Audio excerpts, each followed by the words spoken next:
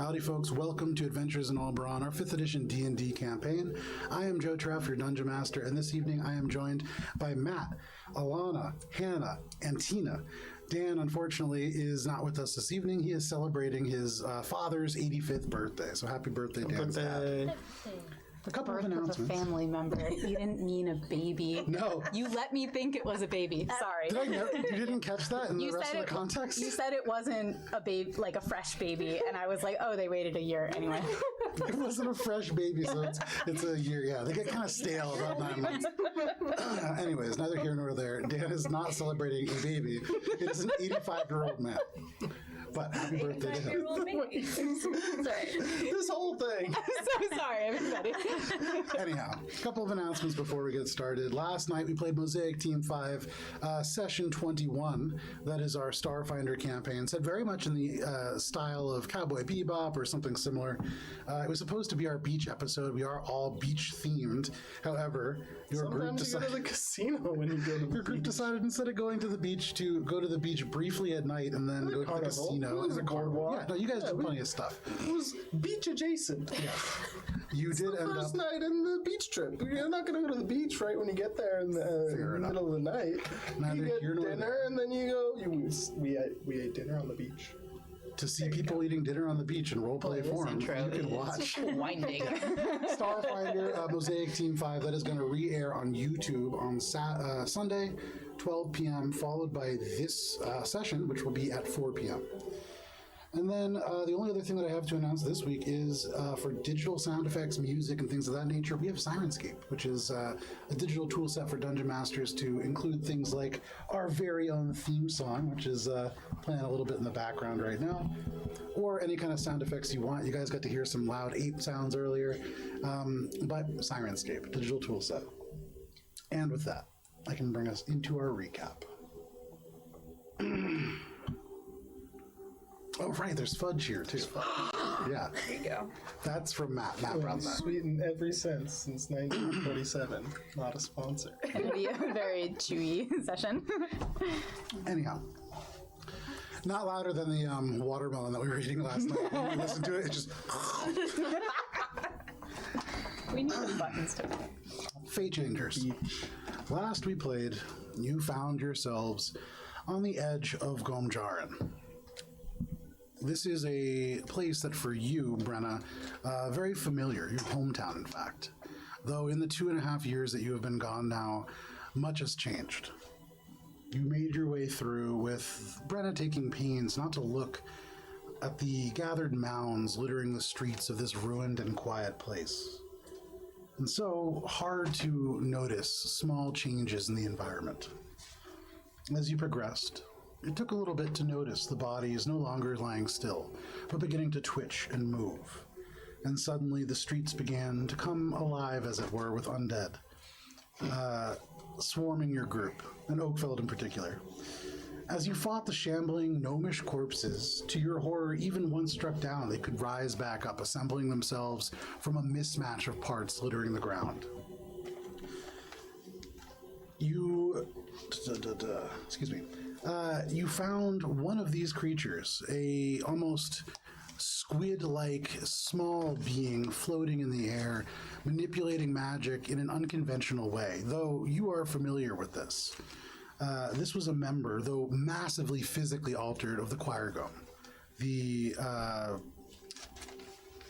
order of sort of elder members of your community who are capable of using and harnessing the magic within the special salt that comes from the Dark Salt Expanse, just a little bit to the east. You located a corrupt you walk through the town after defeating this creature, arriving at the twisted earthen steps of the Abattoir of Salt. And as you climbed, you saw the recessed, semicircular porch come into view, garrisoned by Duragar. And that is where we're going to begin this evening. Sorry.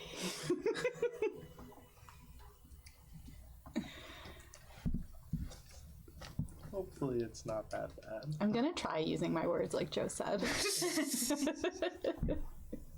You can do whatever you want. Yes, I can. Oakveld and I will catch up eventually. Hey, cleave. You'll get there when you get there. Oh God, I forgot you're like back with Oakveld. My first action is going to try to convince him to give one ceremony instead of 50 to every single one of them. But all life is created equal in the eyes of the all faith. Okay. By the time Eleanor catches up, she's Oakfeld's second convert. Yeah, exactly. Just out of desperation. You've learned all the rules now at this point. Okay, so. Sorry, for some reason this music is just being real funky today. So this will start when it starts. Funky like the genre? No, that would be a much nicer kind of funk. This more funky in that it's not working. But Sirenscape, digital tool set that sometimes works. It's coming. It's a little quiet. Okay. Definitely not a sponsor. Yeah, they're not a sponsor, so Thank goodness. get on that. All of you, as you began to climb the first few steps here, you face the Abattoir of Salt, almost like an earthen tornado that rises from the base of this underdark village to the ceiling, hewn from the rock of this place, but you can see stairs that have been carved in front of you, and they rise up maybe 80 feet before leveling out and up above this recessed semicircular porch, which is currently on that little battle cam. As you walk, and for you especially, Shay, you can see it is dark here. You have your mask on. Off to the east, you can hear very faintly, with your acute senses, the splashing of water, this ocean kind of far off. And looking down over the edge of the stairs, you can see like crumbling bits of salt-encrusted stone that vanishes into water. The building up above, you can see a handful of figures that are moving around, but you hear no dialogue. Very different than the last time you encountered Duragar. But for all of you, as you climb, what order are you going in? Stairway about 10 feet wide. And what are you doing? I'm probably first, I right? think Brenna's first, and Yeah. I'm following. And I'm shortly behind. And then, in the back. Yeah. Eleanor and Oakfell just slowly making their way through. So what are you all doing? I'm gonna climb up the steps and kind of like stop when I'm in like shouting range, and I am still persistently raging.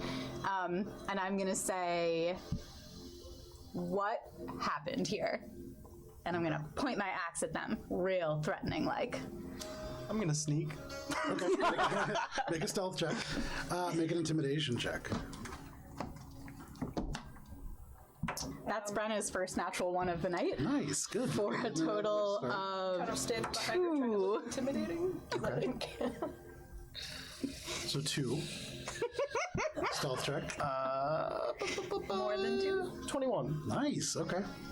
So Shay, from where you are, it is almost opposites. In front of you, Brenna steps forward, loud, pointing this huge axe in front of her, and almost at the same time, it's like Akka slinks behind and tries to disappear into the shadows. You get no response. Up above, you can see these figures stand still, and you can actually see one of these spiders that all of you have been tracking. And on their back, you see one of these Duragar, but even the spider kind of mouth hangs limp. And as your eyes adjust, you see this blank look across almost all of them. There is no response. I'm gonna say, fine then. Don't get in my way, and I'm gonna start walking forward. Okay. Which way are you going? You're sneaking, but this is a 10-foot wide staircase, yeah.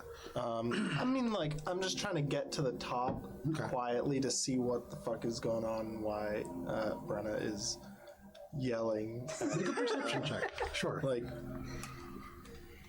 we just got out of a fight. Why would you go up I'm yelling? so cranky. Yelling your presence. With my eyes. With your special magical Aka eyes, yes. 21. 21. With that roll, you can see, as quiet as all of these beings are, they stand still. And in the very faint wind that blows in from the east, you can see garments blow and move, but no motion from them whatsoever. With the 21, you also note the only motion really happening here seems to be coming from the shadows off and to your right. And from your hidden place, kind of tucked into the side of the stairwell, you lean over, looking down into the darkness where the water crashes below, and you see, just for a moment, maybe catching some faint bit of light from a flame or something above, just this leg, as this spider crawls along the side, seeming to move behind where Brenna is, but maybe 30 feet Or below. Steeder. Steeder-sized spider. Steeder-sized spider. I'm gonna... Just walking? Yeah, but do I notice that? Certainly not. If you're, especially with Brenna, just charging up the stairs. Yeah, you don't see that at all. Sorry, I tried. Would I hear it? Yeah, you definitely hear Aka. I would stop. Okay. So, Brenna, you alone stomp up to the front of this space. No problem. I'm sorry for you. I told you I'd be doing a lot of apologizing this session. Hey, I'm not the one who's I know. right in the I got my front next character all Brenna, on deck. Yes. make an intelligence saving throw, please. here. Oh, jeez. Okay. 12. 12. Okay. Oh wait. I have advantage on wisdom, intelligence, and charisma saving throws against Should. magic. Yes, you should. Great. Okay, that's a dirty 20. Dirty 20. Nice. Better. Okay.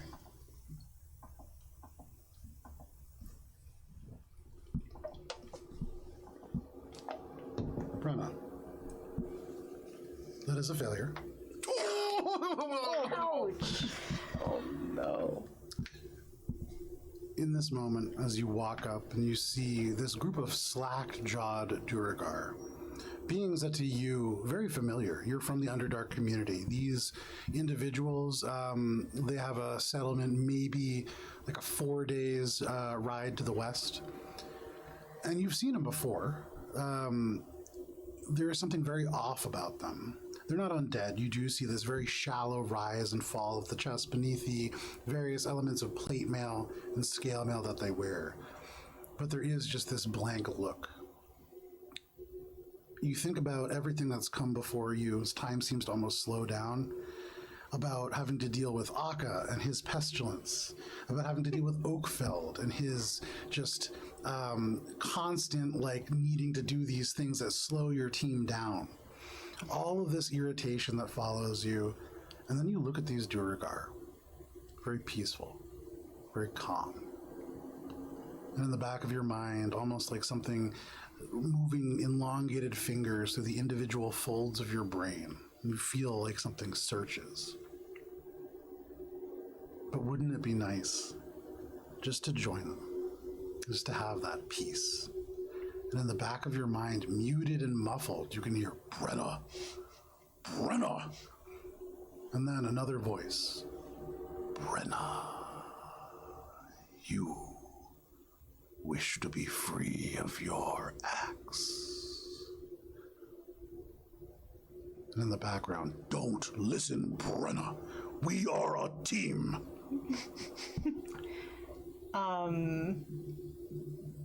I'm just gonna listen, telepathically nod or whatever, just listen some more. Brenna, you have lost so much time. Wouldn't you like to have it back?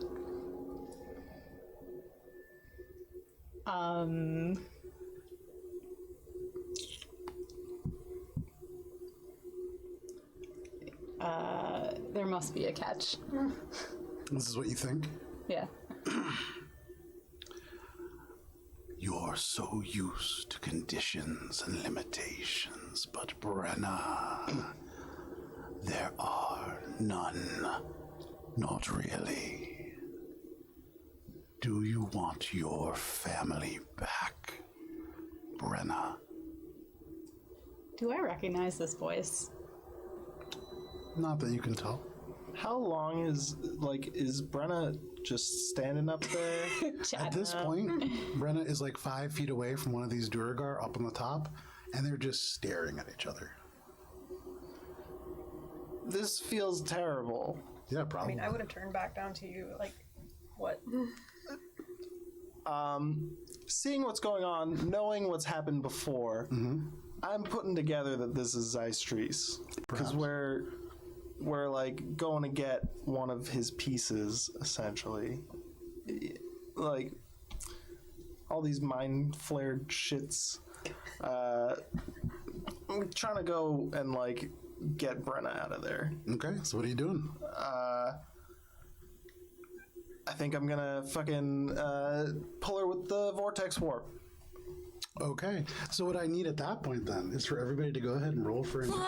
Brenna, not you. This is gonna be really fun. Okay. Okay. Do I get the vortex warp off? It's gonna depend on your initiative roll, but probably based on that. Okay, cool. I like that. Almost definitely. Okay. I'm about to say that I'm not my rage, but I guess we'll see how this starts. Okay, anybody natural 20? 25 to 20? 22. 22, all right. That's it, okay. 20 to 15? 17. 17. Eleanor? I got an 18. Okay. I wasn't sure if I was here, so I was like, oh, I'll just do it. Yeah, I mean, you're still running. moving, you know? You're at some point, Okay, somewhere. you're not too far off, so I mean, you'll just definitely join within this battle, and you can, I mean, you saw them climbing up the steps as you guys approached.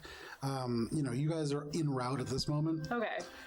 but, all I was right. imagining it was a slightly further distance, so. Not quite so far. And Shay. Okay, so Akka, you are going to be going first, which means you will be getting this off. Eleanor, you are up next. Then Shay. After that, the Duragar are going to be going.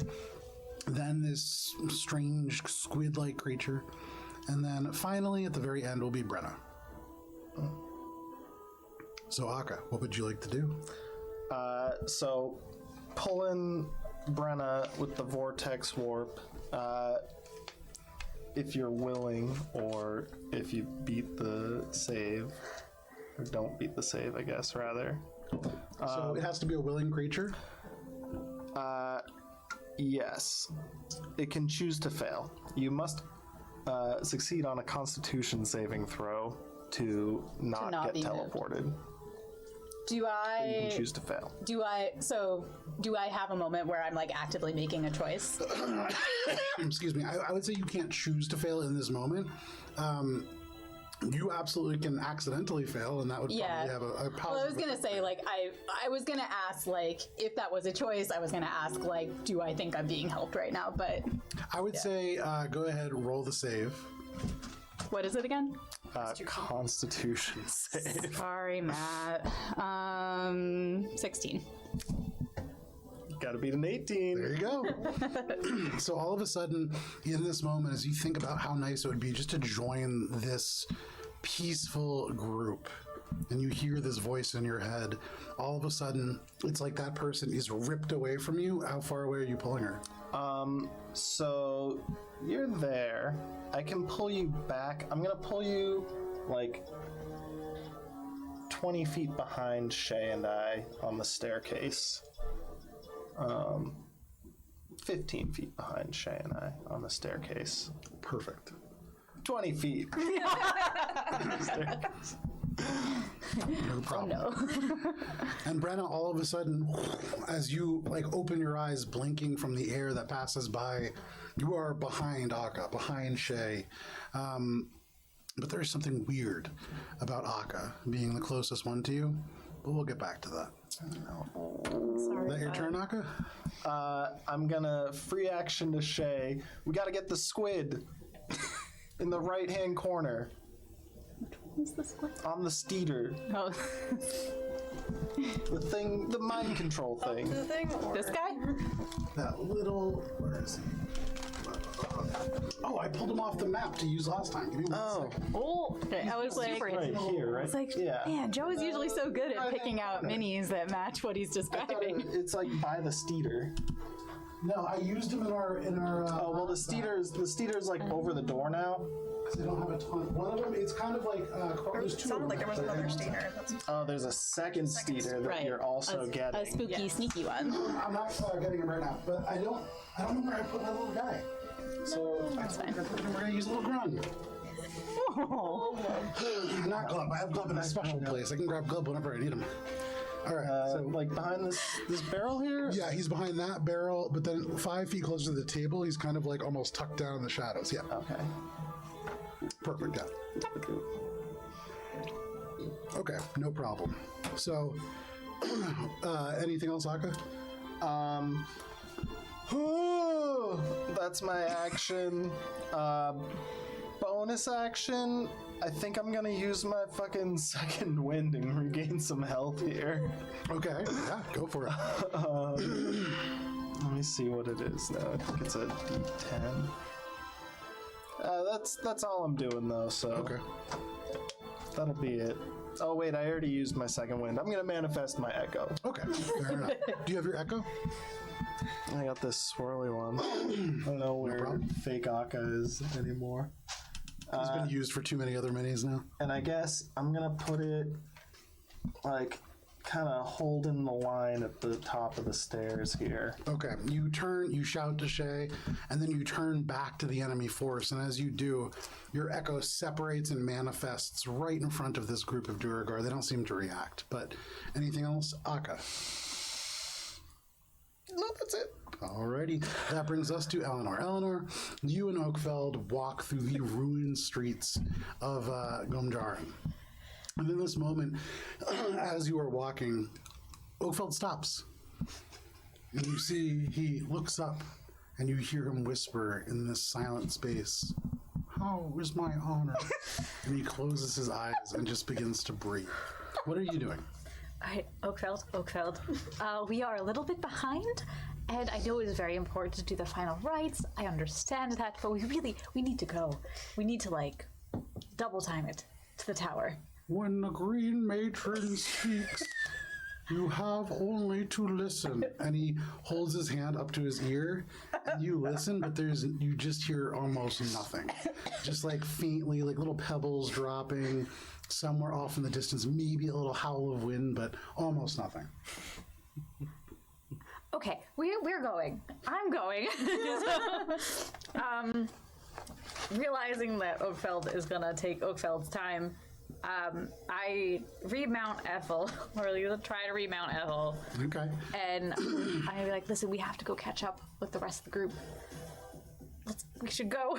I'm gonna try to see if I Jump can. on the steeder, and as you sort of pull on the harness, it does move forward, and you have no problem. You can take your full movement on the steeder, but there is a point that you get to about 60 feet away from the stairs, where the cedar stops abruptly, skittering into the gravel, and little pebbles are thrown.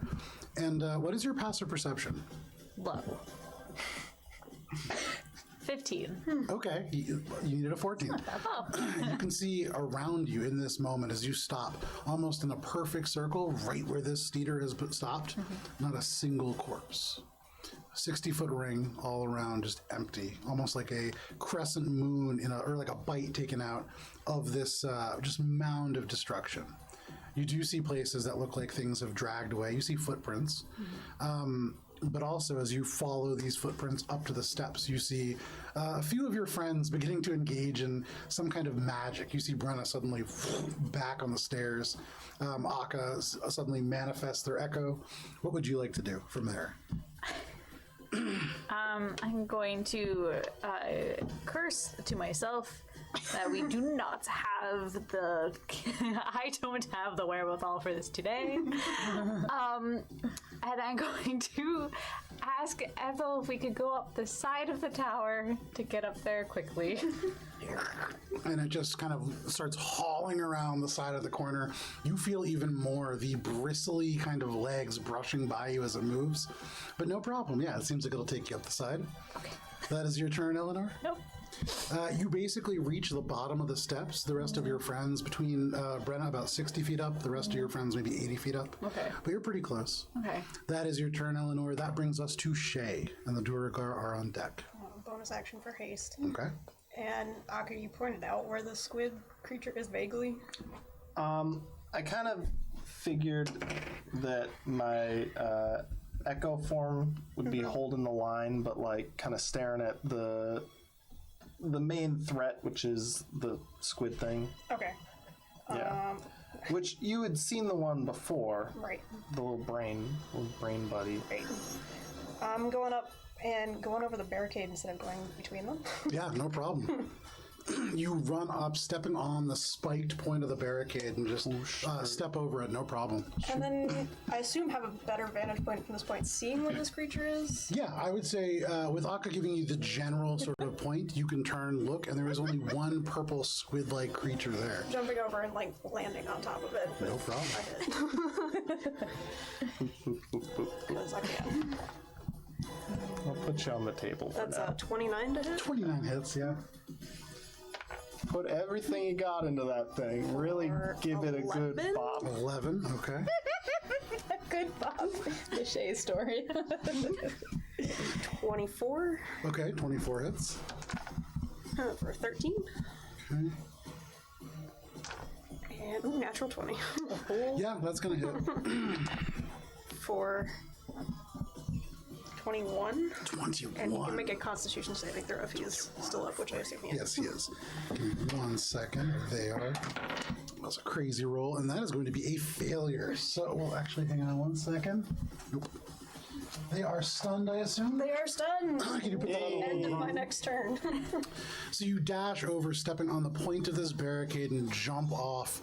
None of the Duergar seem to really react, but this creature certainly over the does. barrel. You can see these tendrils, almost like a squid's tentacles, drag along the ground as it tries to jerk back, but far too quick. You strike it again and again, hitting these vital points, and as you hit it, it feels like a gnome under your fists, but no problem. You do a fair amount of damage to it. And then I'm going to back up to where I was because I have no idea what he's going to do. What's going to happen next. Run right back. Not a problem, and that is Shay's turn. That brings us to the Duergar. So,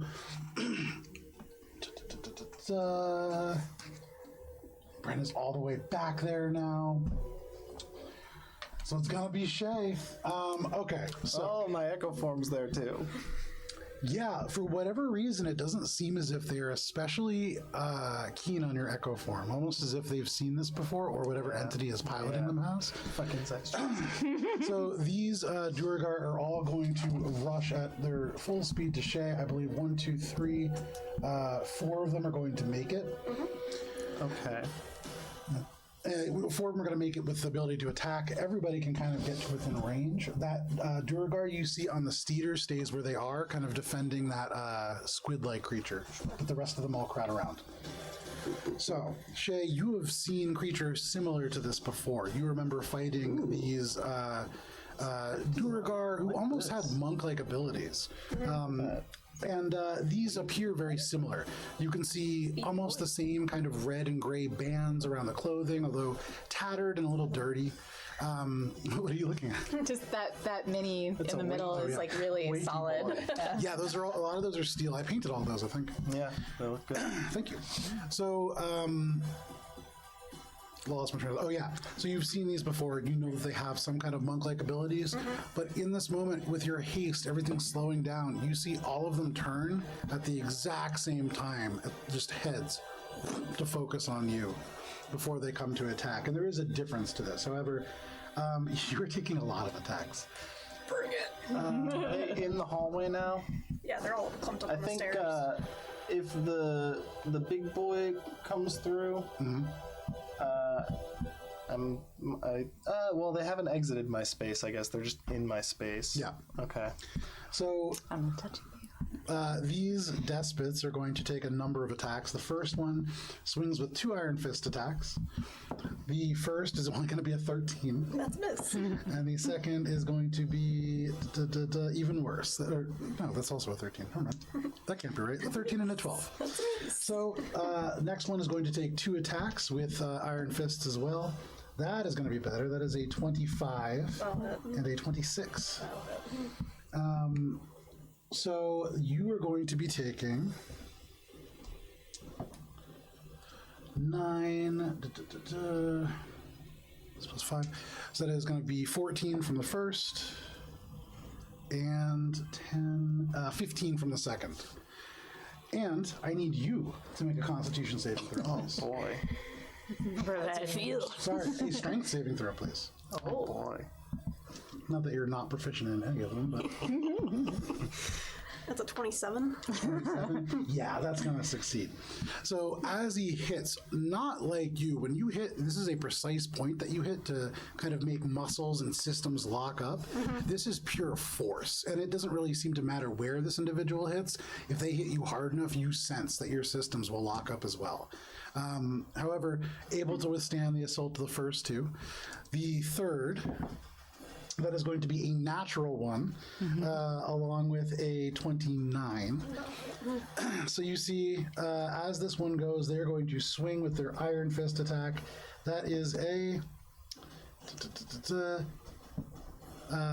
17 points of damage. However, you do not need to make a save, as they try to follow up with the second one, it's almost like there is elements of spider silk or something laying across the stairs, and in this banana peel moment, they step on it, and with that first swing, the momentum makes them slip and just down the stairs, almost to your feet, Akka. So they take their full movement of 25 down the stairs on their butt. That is 1, 2, 3, 4. There's 2 left. 1 with Iron Fist, that's going to be like a 11 and a 21. Are they bottlenecking here now? They're going to end up in like a slight eye formation, but give me 1 second.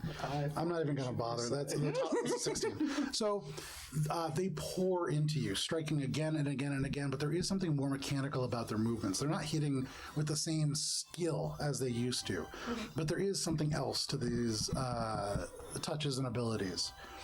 That is their turn. That is going to bring us to this squid-like creature. He is stunned. He is stunned. Yes. And at the end, it ends, correct? At the end of my next turn. At the end of your next turn. Dope. So that's their turn. That brings us to Brenna. Brenna. As you see this unfold, your vision blurs, and it's hard to tell what is what. In the back of your mind, but muted now and muffled, you hear, "Brenna, don't listen, Brenna." But it's so far away. And as you squint and open your eyes again, all you see in front of you are the corpses that you had just been fighting. You see them wearing armor similar to Akka's, armor similar to Shay's, but no mistake, these are the enemy. And you are now perceiving the rest of your party, and also you are not immune to being charmed, correct? I realize I have to check that. Fantastic. So Sorry, I ain't no elf. you should have had this on last turn. Failed that save. However, even raging What? doesn't give you anything against being charmed. I don't think so. I could be wrong. Okay, double check. Because otherwise, this is about to get real hurty for Akka. Oh no! I don't believe that there is Okay. anything that makes me immune to charm. Is Talon in the chat? Talon, look it up for me. Advantage on strength and resistance to bludgeoning. Nope. Unfortunate. In the back of your mind, you can just hear, "Brenna, fight. Fight, Brenna. Find your family." And in this moment, all that you can think to do is fight your way forward, starting with the very first person in front of you. Gonna That is, hit him. Oh, wait. Oh. If you are charmed or frightened when you enter your rage, the effect is suspended for the duration of the rage. I don't know if that's I was already raging, though. Already raging. So, no right. problem. No, thank you, though, for looking that up. That's good to know for the future. Go ahead and take your attacks against Akka. 28. Yeah, that hits. I'm not enjoying this. Oh, min damage. That's nice. For 13 damage. Oh, I love this. Do an extra attack. 23 to hit. That ties. Meets it, beats it. Another min damage, you're welcome, for 13 again. Suddenly, from behind you, Akka, as you stop focusing on Brenna, who is in safety, you focus ahead and suddenly cleaved into with so much force. You've never been hit by Brenna before like this. For somebody who strikes you from somewhere below your waist, you are almost thrown off your feet. She carves into you twice and backs off for just a second. And for some reason, Brenna, and this almost excites you, this corpse is bleeding. But that is your turn. What the fuck? And that brings us to Akka. Brenna, are you finally gonna eat Akka? Maybe. I'm gonna This is how it ends. turn around while casting haste. What the fuck just hit me from behind? Oh, it's Brenna. What the fuck? Not only Brenna, you look at Brenna, and for a moment, as you're like, what the fuck? It's not Brenna's eyes. These are solid black. And for a moment, you peer into the eyes of Zeistries. You see the wrinkles at the corner as Brenna smiles, but it isn't Brenna. Fuck. Boy. Okay, so I guess using my haste action, I am going to how high do I have up here in this area? To get up, there's the ceiling is way up, so you can go, so I can 100 fly. feet up, no problem. Yeah. I'm flying up this way so that I can get within range of this thing. Okay, sure. To plop it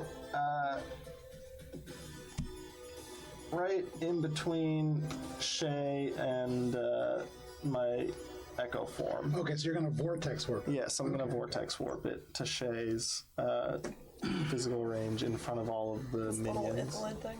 Okay. Yeah, I mean, I was just gonna go around. and which go back up, but I believe is still stunned, correct? It is until the end of Shay's next turn, yeah. Yes. So You have advantage on it all needs to make a attacks. Constitution saving throw. At Or be I disadvantage? assume at disadvantage because For stunned. That you is have going, advantage it's gonna on fail. That's gonna be a 10. Cool. So it's 11, but yeah. boop-a-doopin' right here. So as its body locks up against its will, it's shunted right to the front of this battlefield. No problem. Free action yelling down to Shay. Zeistries has Brenna. And I'm up in the air, out of take your out 40. of the range. I'm flying up probably 75 feet or so. Up into the air, the stalactites of salt that kind of hang down here, the condensation bringing them down. You can see rushing up to meet you, but you still have another 30 feet when you end there. Okay, and bonus action, I'm gonna smack the thing with my that there echo form. There you go. That's their echo form. Which I think has advantage because it's next to Shay, or flanking it with Shay. Yeah, I'll give you advantage of that. Ooh. what is it attacking? The Ithalid? It has Yes. advantage anyway because it's Stunned, yeah. Oh yeah, because it's stunned. That was. Boo boo boo. Doesn't get proficiency because it's my echo. You're not proficient in echoes? No, it doesn't get the extra. Yeah, no.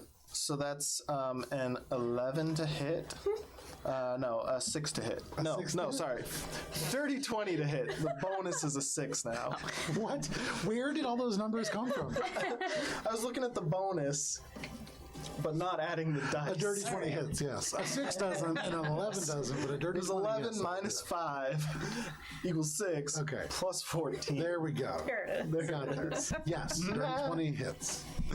Okay, and then I'll just hit it for some damage. What am I rolling that for? 8. I don't know why the way you said that was really funny. Okay. 8 magical piercing for what it's worth. That's worth quite a bit. Give me 1 second here. Saving throws. Okay, no problem. So you do that damage. You can see this little creature, despite the damage that's been done to it, doesn't seem to be too hurt. Definitely showing a little bit of wear. You see the eyes track you, even though the body can't move. But anything else? I am then going to have my echo form float up its max movement so that it is within range of me so that it doesn't disappear. Okay. Follows you up. Not a problem. That is your turn. That brings us to Eleanor. Eleanor, you are at the bottom of the staircase, and now you see Akka just fly up into the air. You see his echo begin to follow him. What do you want to do? Okay, so I'm like behind Brenna essentially. Yeah. Okay. Did I see Brenna hit Akka? Do you have anything helping you with see right now? Do you have the? I have the hood. Then yeah, I would say you saw that. Okay. I also just yelled. Zystrees has Brenna. Yeah.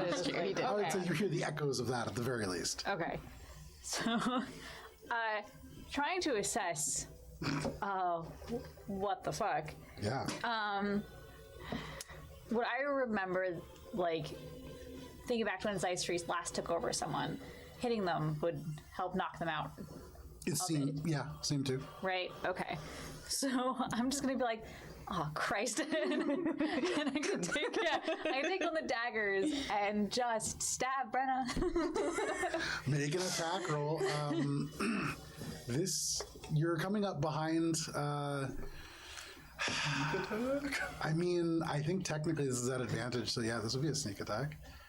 Can you choose for the not to best. treat it as a sneak attack? I can choose a for it to be non-lethal damage. Okay. Yeah. That's, right. That's good. Yes. And Tina's right. I'm raging, so. it's half That's- damage anyway. Yeah, that's. It'll be fine. Yeah, it's fine. I'm using the dagger and not the rapier. Yeah. It's less damage. It's always advisable to go directly into a second major combat right after a first. Whatever. I'm mad. While the blood is pumping, I'm gonna gotta be attempt body to double. attack You're already warmed up. Brenna. So the sneak attack, I get advantage. Yeah. I mean, I'm fully on board with this. Hopefully this hits because it's not amazing. So that is a 22. That does hit. There you go. Okay, cool. So let's do that first. Okay, min damage there. So, but these are the important ones.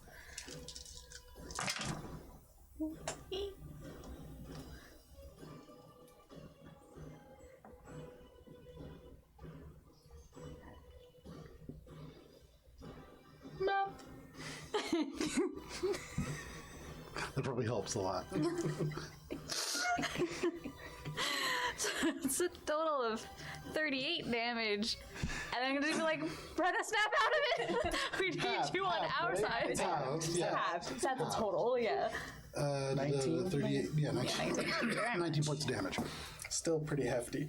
Yeah, but from a sneak That would've attack, been- not too I'm so so tanky though. That's the thing. Like, That's why you're fine. we're in chip away. If you were taken over by Zystrees, I would would've not been stab bad you in the back because you would probably crumple.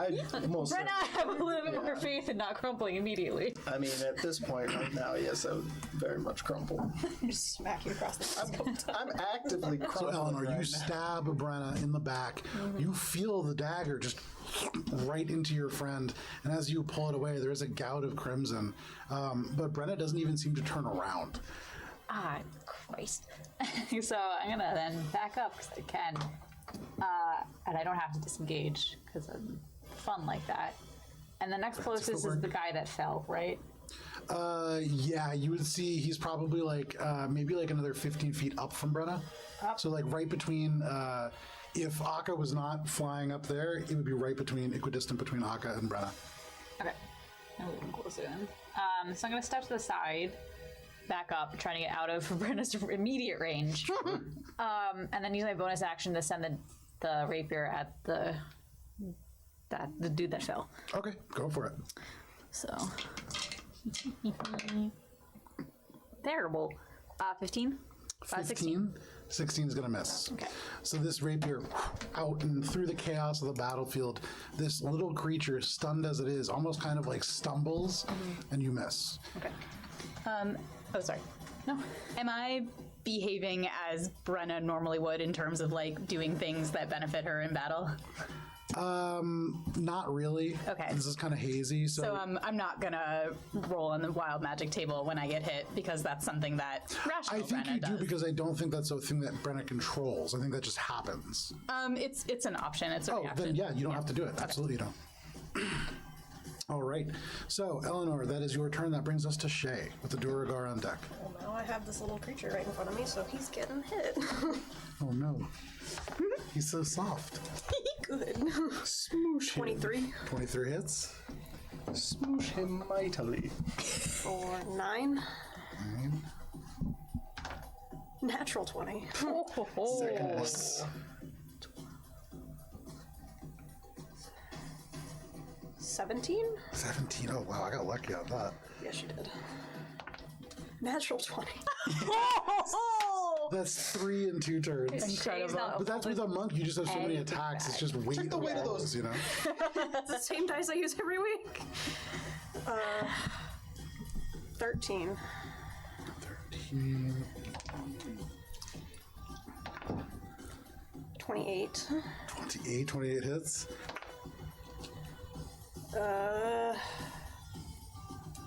9. Damn. And he's still up. Yeah. The Barely. staircase is open air, right? Yeah. How high up are we? If you guys are up at the top, you're about 100 feet up. Sick. Baseball throw him down the I'm stairs. grabbing him and like We're inventing baseball. off, but like my feet are going down with him, so we're Yeah. gonna drive him into the ground. Okay. Yes. No, you don't even need to roll for that. You don't have near enough health to survive a 100-foot fall. Period. Never mind, 100-foot tall with a kick at the very end of that. So you all watch, and I would say, Akka, you get the best view of this flying overhead with your special eyes. Yeah, you see Shay grab this creature. At first, it looks almost like an uppercut, but hasted, it's hard to kind of catch even in your hasted state. You grab by the collar of whatever garment this creature wears, almost like these tattered gnomish robes. You drag him into the air and then lift him for a moment, just floating, and then you drive both feet down into the chest. You feel something heave in even before you begin to move, but suddenly right down towards the ground. In your turn, you only make it halfway there, but you guys are still going. Just the end of your turn. That's amazing. So you're like all the way over here, but like Technically, hundreds of feet away now. Technically, though, he won't be stunned, I don't believe, when he hits the ground. Correct. So at the very least, he's going to get to experience death fully. So that's your turn, Shay. Are you moving back to where you were before, or you're still driving? You're still driving, yeah. All right, that brings us to the Duragar. So this huge cluster of Duragar, suddenly there is no target for them anywhere. Oh man. Looking down the stairs, Eleanor. Between them and Yeah, but Brenna is fighting Unclear for if they them. see me as an enemy or not. They definitely don't. And so, yeah, right now it's just Eleanor. So this whole group, as one, begins to almost march down the steps. Carry the skeletons all over again. They take a full 50 feet of movement trying to get there. And so they're all going to dash and get to within 10 feet of Eleanor on the steps. oh god. Okay. But of note, they do not get to attack. Do I hit the ground? No, this is literally like on your next turn. This creature is not getting a turn; it's falling, and then you are, ending it on your turn. So that actually brings us to this creature. Just spends his turn screaming. Wait. There's one bad thing. choices. One thing. I regret most of it. Can it target itself with a reaction? Is my question here. It looks at its Does he arm. have featherfall? That should help. That will definitely help. Okay. Falling on top of Right, I know. Okay. So you are falling with this creature, and you can see as you do, suddenly the muscles kind of unlock. The arms like flailing out. You can see like the eyes go wide. The hands begin to move. First, I'm gonna make a concentration check to see if it can cast a spell, because this is a high stress situation. It cannot. So in this moment, it tries to cast Temporal Shunt to move itself in time away from this location. The spell fizzles, and you continue to drive it towards the earth. That is its turn. That brings us to Brenna. Brenna. Let me roll for Zeistries here real quick. No. Yeah, he doesn't care about that, Durigar. Brenna, you feel your head turn and twist, and you see up Akka. And not out of range for you. What? She can fly. She can fly. Yeah, but Yeah, but not that fast. yeah, I got this. I got the. You said he height went distance. 75 feet up in the air. You can still move on a dash 75 feet. Yeah. Oh, well, yes. I could certainly chase him, but I wouldn't be able to hit him on that turn. But you fly up, absolutely, Oh, okay. pursuing Akka. Okay. Well, no, And so Akka, at the end That of is your fine. turn, as you like look down, suddenly rising over you is Brenna. This axe like held aloft, but that is going to. I was that is so the worried end you of the could turn round. around. And Akka, that actually brings us to you. So Joe. as you turn around, Brenna just right in front of you. It's like you just see the shadow in the eyes. Already within striking range. Yeah, like within 5 feet of you. She's not particularly smart right now. Okay, I'm gonna be like, Brenna, snap out of it, and then fucking vortex warp her back to the ground. As you touch your hand onto Brenna's shoulder, Brenna, first of all, make a Constitution saving throw. Yes. A natural one for a total of Nice. 10. Yes. And so as you touch, all of a sudden, it's like Brenna and just disappears, reappears on the ground. And Brenna, all of a sudden, the momentum that you feel just ends. It's like the weirdest sensation. Your stomach still rises. It's like that feeling when you're in the car. Yeah. But no problem. You are back on the ground. Can you, yeah, thank you. And I'm putting you also like not right in front of Eleanor Probably sensible. because you're not in your right state of mind right now. I don't know what you're talking about. I feel great. And then using my movement action, I am going to go down to the ground. There's like, kind of, yeah. Move that sideways. thing. Fucking, I'm going there Okay. and lightning bolting. all these- Perfect. So go ahead. Give me make those your straight lines, I attack roll. take them. All right. Man, the only guy who could help is being driven into the ground right now. Straight meteor tick. I gave these guys counterspell, and they've yet to have a chance to use it. It just hasn't come up. That's really sad for What am I you. doing here? Fucking lightning bolt. Where's lightning bolt? I'm just worried every time Joe can't use counterspell, there's like another spell added that we don't know about. In revenge. No. Oh, and I'm also They just get upcasting stored up, this. and eventually. I am also upcasting this. Oh, okay. Sure. Yes. To what level? To choice. 4. Okay. Because I don't have any other spell slots. There you go. destroy. All right. Oh wait, no, they're making fucking dex saves. Why am I rolling? You have to roll damage. Oh yeah, I'll start rolling the damage. That's true. Let me roll for these guys. All right. So what is the damage with? This is a dex save? Yes. All right, that's going to be a 17, a 5, a 4, a 5, and like a 13. So They all fail. 3, 4, 5, that's all of them, yeah. All right. So let's see here. That's 14 plus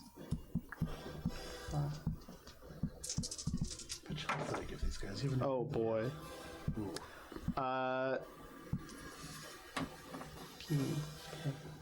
38 points of lightning damage to all of them. damn. Okay. Hang on one sec. Delicious. You give me those straight lines, I take them. You land on the steps and seeing this set of Duragar almost like single-mindedly marching through this barricade, you point and light them up with a lightning bolt. It rips through and you can smell charred flesh even as you hear the crack of thunder that fills the space afterwards. They're all still up, but you can see through them this jagged line where it enters and exits through each one, leaving this twisted weald of blackened flesh. Still up, but certainly injured. And you would imagine, were they not currently possessed, would probably be out of the fight. But they're all hanging on, just barely. And then I'm using the rest of my movement to scoot back up. I gotta go. Oh no, they're still here. No problem. You fly back up, and that brings us to Eleanor. Eleanor, you see maybe like 20 feet in front of you, Brenna. Seeing that did not work, and not wanting to continue to stab my friend because it doesn't feel very good. And I'm worried that if she turns around, I'm gonna be like super dead. You really won't feel good. No, I'm gonna go back to Ethel and then use Ethel's movement and like my rest of my go to kind of like move around to get out of range of all the wackiness. Okay. So how? It's wacky. So again, remember, Ethel refused to move beyond that 60-foot radius. Okay, so Ethel's a pretty good distance from the bottom of the stairs. About 60 feet from the bottom of the stairs. okay, so all right, that's fine. Instead, then, so it's like the stairs, and it's just the 10 feet of stairs. Correct. Okay, 10 feet wide, yes. 10 feet wide. So try and move past any of this is going to be attack of opportunity city. Oh, yeah. Yeah. Okay. So, and is it like a spiral staircase down or like a straight staircase down? Roughly straight, but it does kind of like hook and curve, not like to a noticeable degree. Okay. Relatively straight. And I'm guessing there isn't like a spot towards the side out of range of people that I could like parkour up. If you wanted to try to like run along like the edge and possibly fall, you certainly could try. Looking over as you get to that group of people, it's between 80 and 100 feet the drop as you get to the edge of that platform. But it's an option. It is an option, and I have pretty good acrobatics. What are you doing?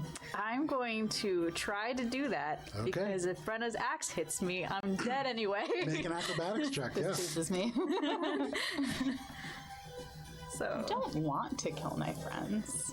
Or eat them, for that matter. okay, good. It's a 29. Okay, so you move, kind of taking everything in an instant. You calculate your chances and you begin to run. And as you run on the stairs towards this group, you see as one, all of their arms raise up, ready to strike you. And then you kick off your right foot and begin to run up the left side of this railing. Shay, for you, this is like a pretty easy maneuver, but impressive seeing somebody without monastic training doing it.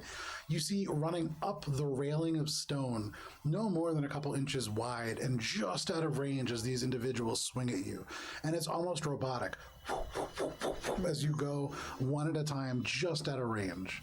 And as you like run back on the other side, almost sliding, you kind of like fall back onto the staircase, continuing your momentum up. Okay, cool. And then I'm going to actually just dash. Sure. And be like, ha ha ha ha ha. So you kind of squeeze between where there is like the stone wall and the door and this like little supply cache. No problem. Okay, so that was my movement, bonus action. I still have my action. I'm just gonna huck a dagger Go for it. at the closest Dragar. This one? Yes. So that was a 30 to hit. Yeah, that is. Holy shit, that hits odds. Yeah, that's crazy. He turns around, blocks it with this wrist. Not today. All right, so I'm guessing not sneak attack because that's fair. It's a total of 9 damage. Okay. And that is to one of them. Which one is that to? This One guy in the at the back end. here. So as you take this dagger, having sprinted all the way up here, just out of range, you turn. You can see they're beginning to turn towards you, and you throw this little dagger. And it almost hits perfectly. You see the jugular bisected, and there is this gout of crimson. All you hear is just the bubbling as it tries to just draw in these slow, even breaths, even as it dies. You can knock him down because he is dead. Nice. They are in bad shape after that lightning bolt. Anything else, Eleanor? No, All right. that's all my stuff. Shay. So make roll damage for an unarmed strike, and this is a critical hit. What's the Mario sound when he steps on a Goomba? Yeah, is a that. That sound happens. Doubled? Yes. Okay. So Because Nintendo wouldn't sue us, but It's true. do me a favor. if you will. Add 10d6 to that. Boy, It's tasty. It's a 100-foot drop kick. Yeah, Thing is that's, just atomized. which is good because actually that wasn't enough to kill it, just outright with the blow. But the fall damage, I think, outright would have been enough to That's kill the it. whole point of the jump up. Right. The kick is just gravy at this point.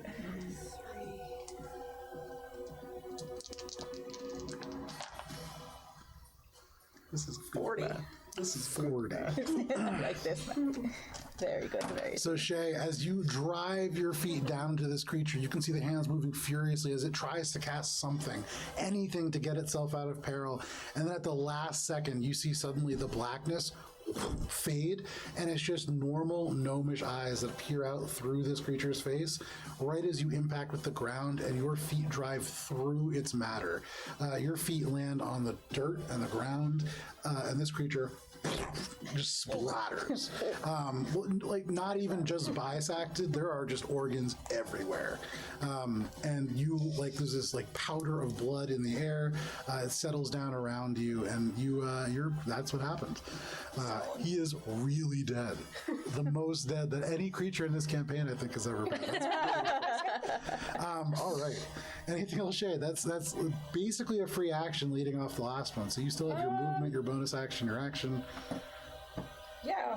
Run back up the side of the stairs, back to the top. Good idea, Eleanor. So you land, literally crushing him. Like the parts of his body literally move 25 feet away from the impact site of you hitting this creature. And before the body parts stop sliding on the ground, you're already halfway up the stairs. No problem. You run all the way up and then just slide back onto the stone. That is your turn, Shay? Yes, little. Fantastic. That brings us to the Duragar. Injured, smoking from these holes in their chest.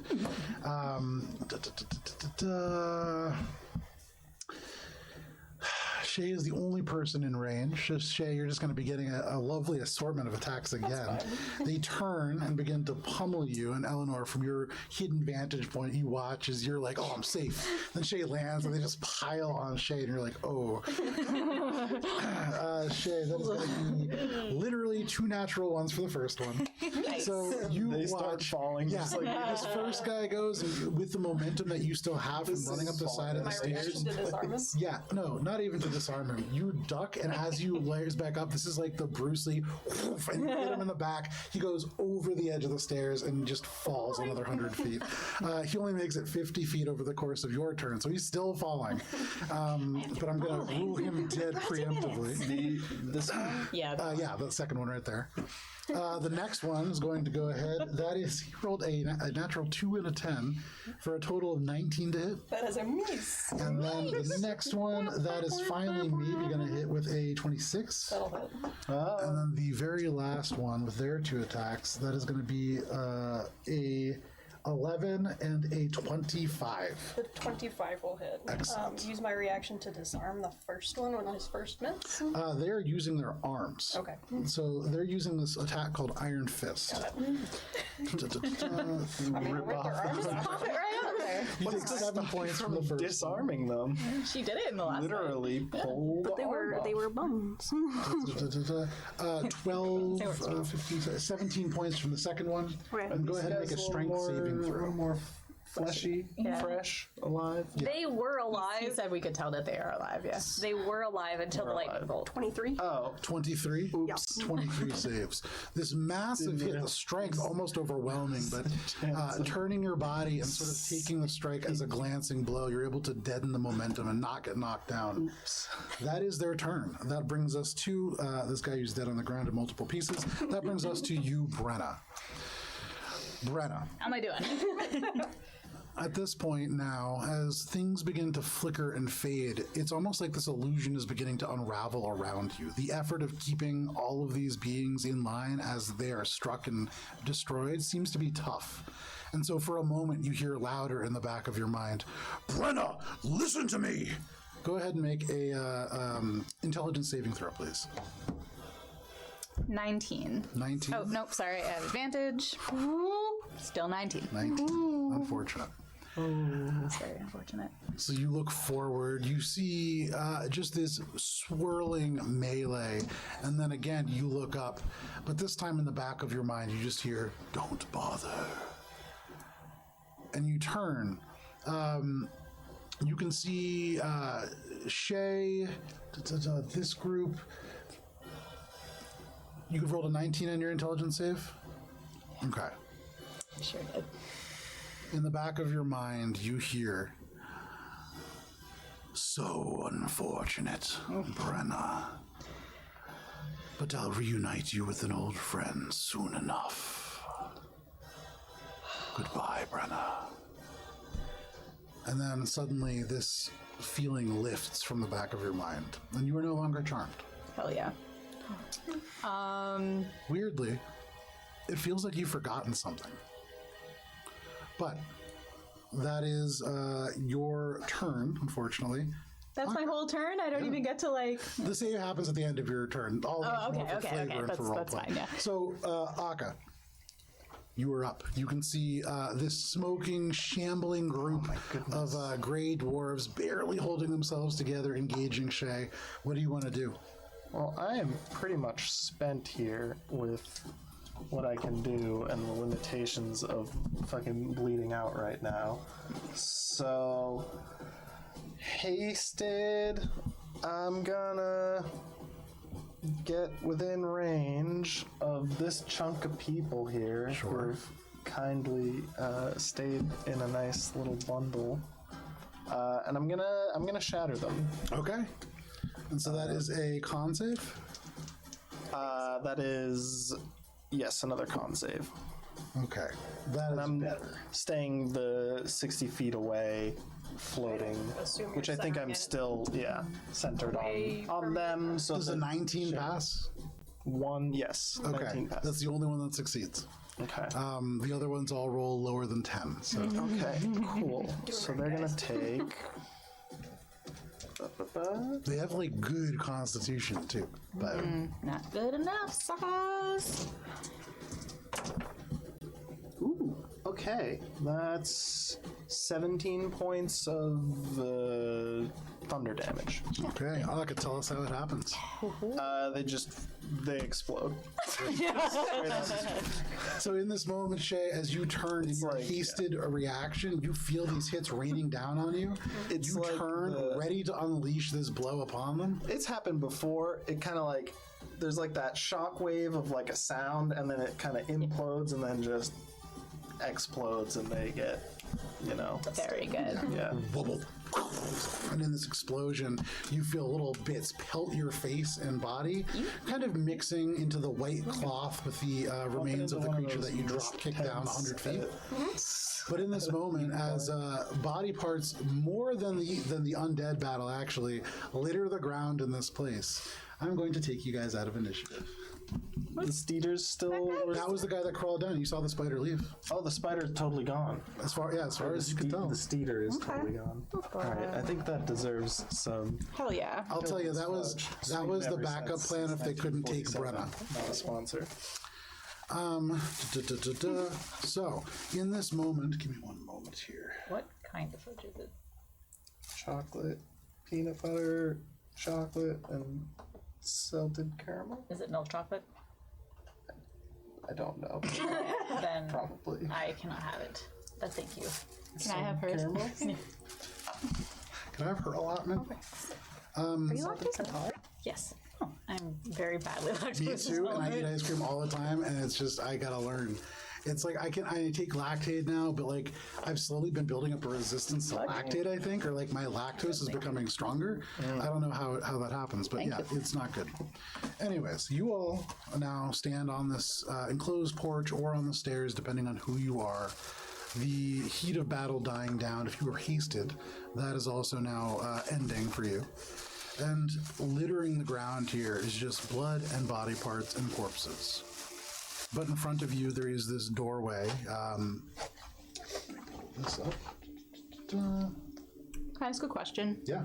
So I know you said it feels like I've forgotten something. Do I know anything about the last, like, however many seconds it was of being charmed? Like, do I know what happened? Do I know that I was charmed? Like, Yeah, I would say yeah, for sure. Especially now that you hear in the back of your mind, Brenna, you need to be stronger.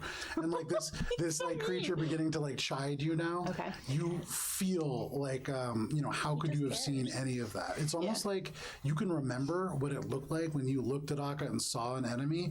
But now that you think about it, it's like you can see the ghost in front of it. And that it was really Akka the whole time. okay, so I'm going to go... Let's see. Okay, so I'd like to just like drop my axe, but I don't know if I'll be allowed to. Unable to. Okay, well, I'll be like, and then I'm gonna go, I'm sorry. Are you okay? I'm sorry. I'm just gonna like slowly come down to the ground and then just continue going down past the ground in the minute of exhaustion from my haste dying down and also being like I've lost a lot of blood. Yeah, absolutely. And so you can see for Akka, this dark green metallic armor in places is kind of running with this like drying, coagulating brown. But Akka's looking like he's in rough shape. I'm just gonna run down the steps to Brett and be like, I'm sorry I stabbed you. Are you okay? What? No, I deserved it.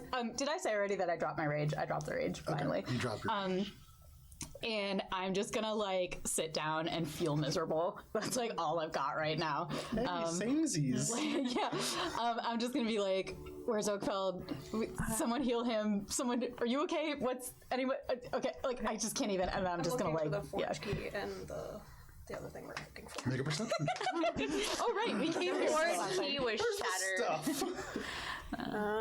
That's a 25. You look across, kind of like going through, and it's less looting and more, it's sorting.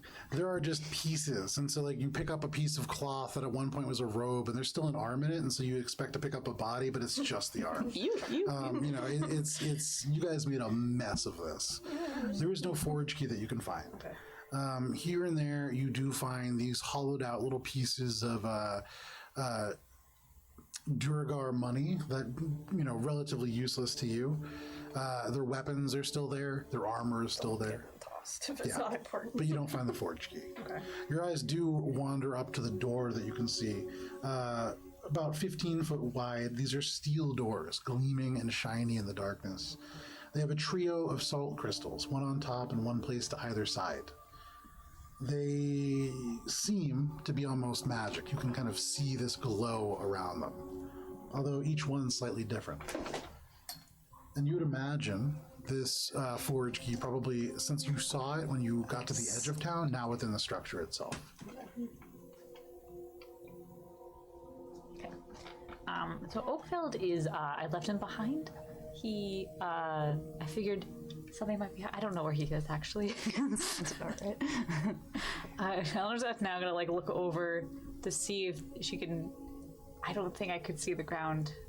No, because it's only 60 feet, I think, for dark vision. So I'm just like, I gotta like fruitlessly look over the edge to see if I could see Oakfeld, and assuming I'm not gonna be able to see him. With only 60 feet of dark vision, as you look around, it's like you're sitting in a spotlight, and it doesn't extend beyond just the staircase. You can't see, though you hear the water crashing below. Okay. Can I see him? I have 120 feet. I'm looking With 120 feet, you look down, you see the water crashing below. There it is. You can see, a couple feet into the water, in fact, yeah, but you don't see Oakfeld. Okay. You see water. Oh, you don't think Zystries took Oakfeld? Oh, God. I saw the Steeder leaving. You did. Shay, one of them's getting away. We have that problem, and then none of them here have what we came for. They're either This inside is the probably building the or one it's that got away. Wouldn't leave. Wouldn't leave willingly. I can try to go scout and see if I can catch up, but I just need a minute. Start painting on trying to reach for the stab wound in my fucking back. did you see which way the Steeder went? That way. So no, that way is the door and the kind of rest of the structure. It went off the side and then down. Down that way. And then back down the stairs, so probably headed, yes, roughly in the direction of Oakfeld. Oh. Back down. I'll go check on Oakfeld. Why don't the rest of you go camp up by that door and see if you can figure it out? Sorry. Doors. Grano, who at this point is just wallowing in misery and also just wants Akka to be okay, is like, do you have any potions? Do you have any potions? Jesus, do you know any healing spells? Just, come on, do we need to go back to Oakville? I finished painting the cure wounds onto my back. So poof, magic is Akka heals 2d4. A little band-aid No. on a gaping flesh wound. Yeah, what do I even... Alright, here we go. The skin slightly knits itself back together, and then when you pull your arm back, it just tears. 10 That's extra pretty good. health. Yeah, that's pretty good. Yeah, We like that. better than nothing. Doubled my health. There you go. Hey. We take those gains. I'm hustling to go find Oakville. Okay. Shay, feet right down the stairs. For the rest of you, what are you doing? Slowly getting myself up and very cautiously and very, I'm taking my time because I'm still I'm about to die. Looking for, I'm checking out this whole area to see, what did they leave here? What did we miss? Yeah, make a perception check. I look through the barrels and shit to see if I could find anything that could even remotely be used for healing. Make an investigation check if you're going to dig through these barrels. Yeah. A potion, a healer's kit. 22. So you take a look, kind of examining the broader sort of area here. You see some supplies. And, as you watch Eleanor dig into some of them, you look at some of the others, the barrel on the opposite side. That just seems to be relatively just very still, probably kind of spoiled water. Not spoiled, there's a word for it. The water. Stale water? Rancid? No, stagnant. Very stagnated water. That's great for mosquitoes. It would be, but there are no mosquitoes down Getting here. West Nile. I've had West Nile. It sucks. Oh no. I have everything. I've had West Nile, Lyme disease, TB. Yeah, it's the worst. I haven't had COVID yet. Are you a petri dish? Basically. So, Claim to fame. yeah, you kind of peek around into this other barrel opposite of where Eleanor is poking around. You find this water. This seems to be normally it would almost just be an entryway. These barricades probably not normally here. They don't really belong, and they're wooden, which is odd. This seems to be very much just an impediment for you and your group. There wouldn't normally be guards probably stationed here, maybe ceremonially. But yeah, this just seems to be they stopped here after traveling across whatever expanse you guys would have traveled across, and we're trying to delay you. Okay. I got 13. With a 13, you open up, and it takes you a second. You have to kind of pry open the lid, and as you do, tons of these little maggots spill out and onto you. And at first, you're like, "Oh my god, this is spoiled food." And as they kind of fall off and a little sticky, none of them are alive. These are all dried out and probably meant as a foodstuff. Little crumbly, little maggots, Snacks. almost like peanuts. So unpleasant. Oh. keeps you from really delving further into the box. Brenna, sitting on the stairs, head in hands, just goes, maybe we should go rest. I mean, we're running on less than empty, I think. I'm gonna also just now wander over to the door. We can't rest here, and we have to find what we're looking for. Deflating. All right, So, Eleanor, you walk towards the door. Shay, you dash, kind of running through, trying to trace roughly a direction back to Oakfeld, and relatively easy. Kind of keeping an eye out for like spider tracks too. And Steeder tracks. deer tracks.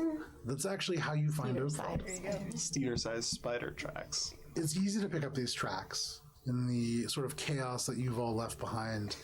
And even easier to find as you do see Oakfeld standing up just kind of in the middle of this ruined place. Sitting in front of him, like almost like a dog with the legs folded under, is the Steeder. And you can see wrapped heavily in silken web this Durgar, just like a hand sticking from within. And you see Oakfeld look over and just go, "Oh, white lily or lotus or whatever you are." I can't remember exactly. Good job, Oakfeld. Have you met Graham? Briefly. You can see one of the tentacles from underneath Graham the curls spider? and just goes. Could you The Steeder-sized Graham to kind of spider. pull some of that web apart so we can see if this guy's carrying what we need? He's not carrying anything of import. He has no faith in his heart. Right. I'm just gonna go up and like kind of start working at it. Okay, no problem. You rip apart, and as you get the silk kind of stuck to your hands, but pulling it away, you see the skin a little bit beginning to look sallow. This creature is certainly dead and seems to have had some kind of like venom injected into him. You know how spiders work. You see where this is going. But as you dig through the softening body, there is no forge key. And you would imagine, I mean, the forge key is larger than a Durgar, so it would be tough. Okay. Just had to check. Yeah. Okay, Oakfeld. The others are congregating at the top of the stairs back there. I suggest we make our way there. The green matron wills it. And he stands up slowly. You see he closes his eyes, he lifts up his hand, and he goes like this. And then just starts walking towards the stairs. Wonderful. Going back. Eleanor, you approach this doorway. What are you doing? I'm just gonna put my hands on my hips and just like look at it, and then see if I can understand anything about what the fuck this door is. Make an Arcana, an Insight, or a call it History check. Your choice. Each will have a different result. Okay. All right. Do I have anything in any of those? No. So it was Arcana, History, or Investigation, or what's that Insight. one? Insight. Let's go with Insight, There you go. because the other two make less sense. Oh, an 18. That's not bad. 18. You look up at this door, you see these 3 crystals around it, and you don't see like a keyhole. And so to you instantly, being not a thief, but somebody who is engaged in thief-adjacent activities, you get the sense that these are involved in unlocking this somehow. And as you've now faced off against 2 of these squid-like creatures, and even now kind of, well, you can't see over the edge, but for anybody peering over the edge, this other creature as well, the purple probably sloughing off and revealing a gnome underneath. They all seem to be magic users, and so probably there is some arcane element to opening this door. Outside of that, kind of hard to tell with Insight. That's more of an Arcana check. Yeah. Okay. So after getting the result she expected of magic, Sure is a door. Sure is a door. She's gonna turn around and sit next to Brenna, and just so just be like, so how you doing? I'm like propping myself up on the table, just kind of casually, not casually, but looking around, but really just taking a rest. You start to take a short rest. I'm gonna say, I don't think I should go in there. I'm just gonna stay here. And then just head back in hands, just like... You hear in the back of your mind, Brenna, why are you afraid, Brenna? You are strong. Did you just see what happened? You almost killed Aga. I didn't want to. We all have mistakes, That Brenna. guy in my brain is a very, very evil guy. I can't risk that again. Make a... We'll call this intimidation check. Yeah, those always go well with the axe. That's a 2 for a total of 3. Nice.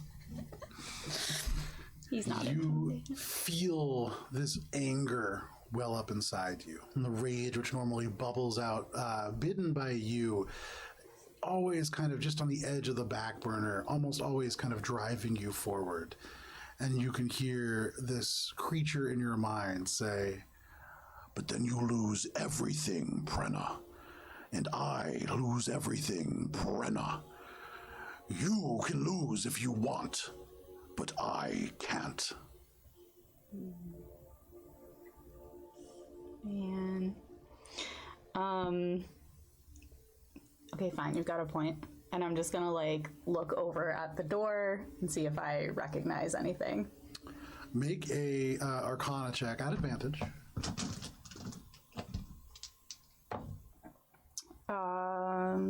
18.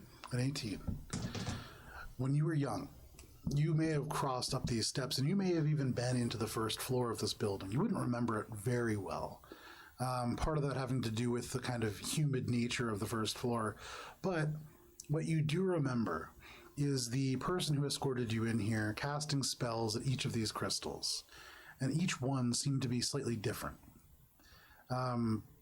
You remember one of them seemed to bring about this striking of cold. And with that roll, you look at these crystals and you do notice one of them does look a little bit different. And then suddenly, unbidden, you remember this lesson. You remember like the page of a textbook. This is something that is called very simply cold salt. And when activated using a flint and steel, it glows blue and can be used to create ice-like effects. You look at the other two, and though you don't necessarily remember what they are, you would imagine there's something similar. And maybe getting closer and investigating, touching, or otherwise interacting may yield some better results. All right. I'm going to look at Eleanor and be like, if he takes me again, stab away. Stabby, stabby. Don't feel bad. And then I'm going to get up and walk toward the door and investigate it. And along the way, I'm going to like, is Akka like awake right now? I'm kind of like... I'm just going to like share what I remember with Akka because he's the magic guy. Okay. And then, yes, I will get closer and investigate. As you walk away from Eleanor, having said that, you hear the voice in the back of your mind say, "Good idea, Brenna. She can't really hurt us." But you walk. As you get closer, how close are you willing to get to this to investigate it? I'll walk right up to it at this point. Fantastic. You get up to it, kind of holding your hand close. The salt crystal on the left, just as you expected, even getting your hand close, you feel the air grow cold around it. This is certainly what you imagined, and using some kind of cold magic against this will certainly make this activate. You look up. You can't really touch that one, but you do notice it seems to kind of crumble and fall away. It's almost as if fly it's up flaking. to it so I can touch There you go. Okay. You fly up to it. You're going to touch it? Yeah, well, like, well, wait, did I touch the first one or just look at You it? just got your hand close and you could feel the... I'm doing that still, Okay. yeah.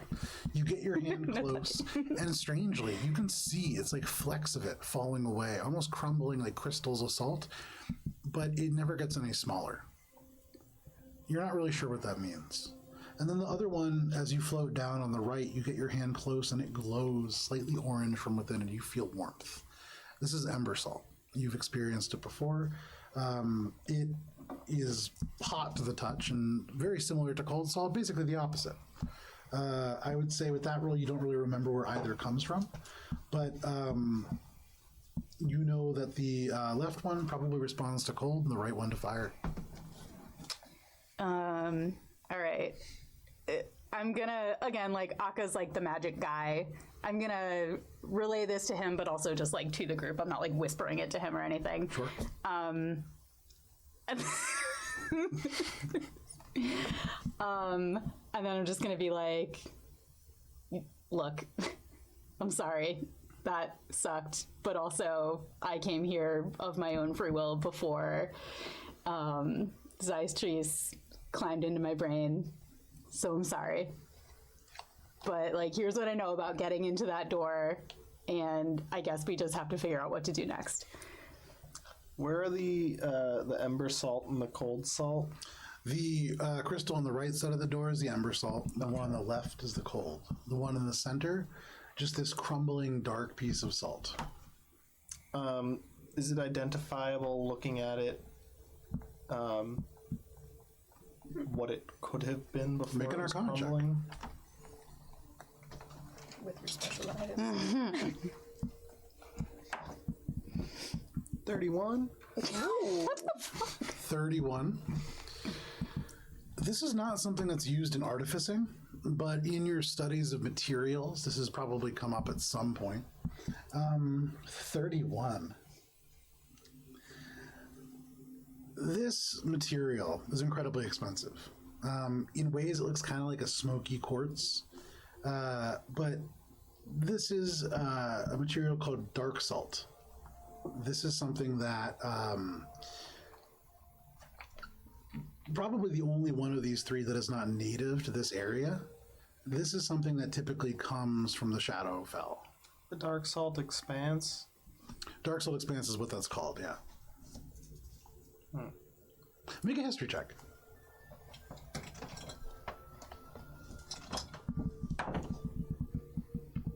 $13. You think about that for a moment, thinking about Dark Salt and the Dark Salt Expanse. That can't be a coincidence. But you can't really pull together any strings that might really solidify what that means. I'm just putting my head back down on the table to finish my... Just quick nap, and then I'll be good to go. So you guys are resting for an hour? Seems like a good idea. I'm not trying to rest for an hour, but I'm pretty much unable to not rest. I was gonna say, I feel like it's happening whether you want it to or not. It's like I'm fighting the urge to fall asleep, but then probably falling asleep until either we get ambushed or I wake up from a short rest. Fair enough. So is anybody keeping a watch over the course of this period, or are you guys just kind of hanging out? How long does it take me to get back with Oakfeld? Probably like 10 minutes, not very long. I'll keep watch. I'm just be ready in a minute. Can I use hit dice and keep watch in the same rest? Yeah, that's fine. So no problem. For those of you who want to, you can mark off a short rest as an hour passes. And nothing seems to happen. Nothing attacks you from within or without. Every now and then, little bits of crumbling stone make sounds that might cause you to start or jump, but nothing attacks. If you'd like to use hit dice, you may. Oh god, I forgot that had sound attached to it. Oh. Okay, I get the list. Hey, alright, cool. I'll take it. Let's see. 99, that's pretty good. Yeah, you can use... What's the limit on a one short rest for hit dice? You can use as many as you want. But you only get half of them back on the Rest, long that's rest, it. yeah. Okay. That was the trade-off. So as an hour passes, all of you are aware very acutely that this was a race to get here. in the time that you did. And as this quarry of yours moves further into this place, you are falling steadily behind. You would imagine already the outcome of what you will find within this place has changed. Yeah.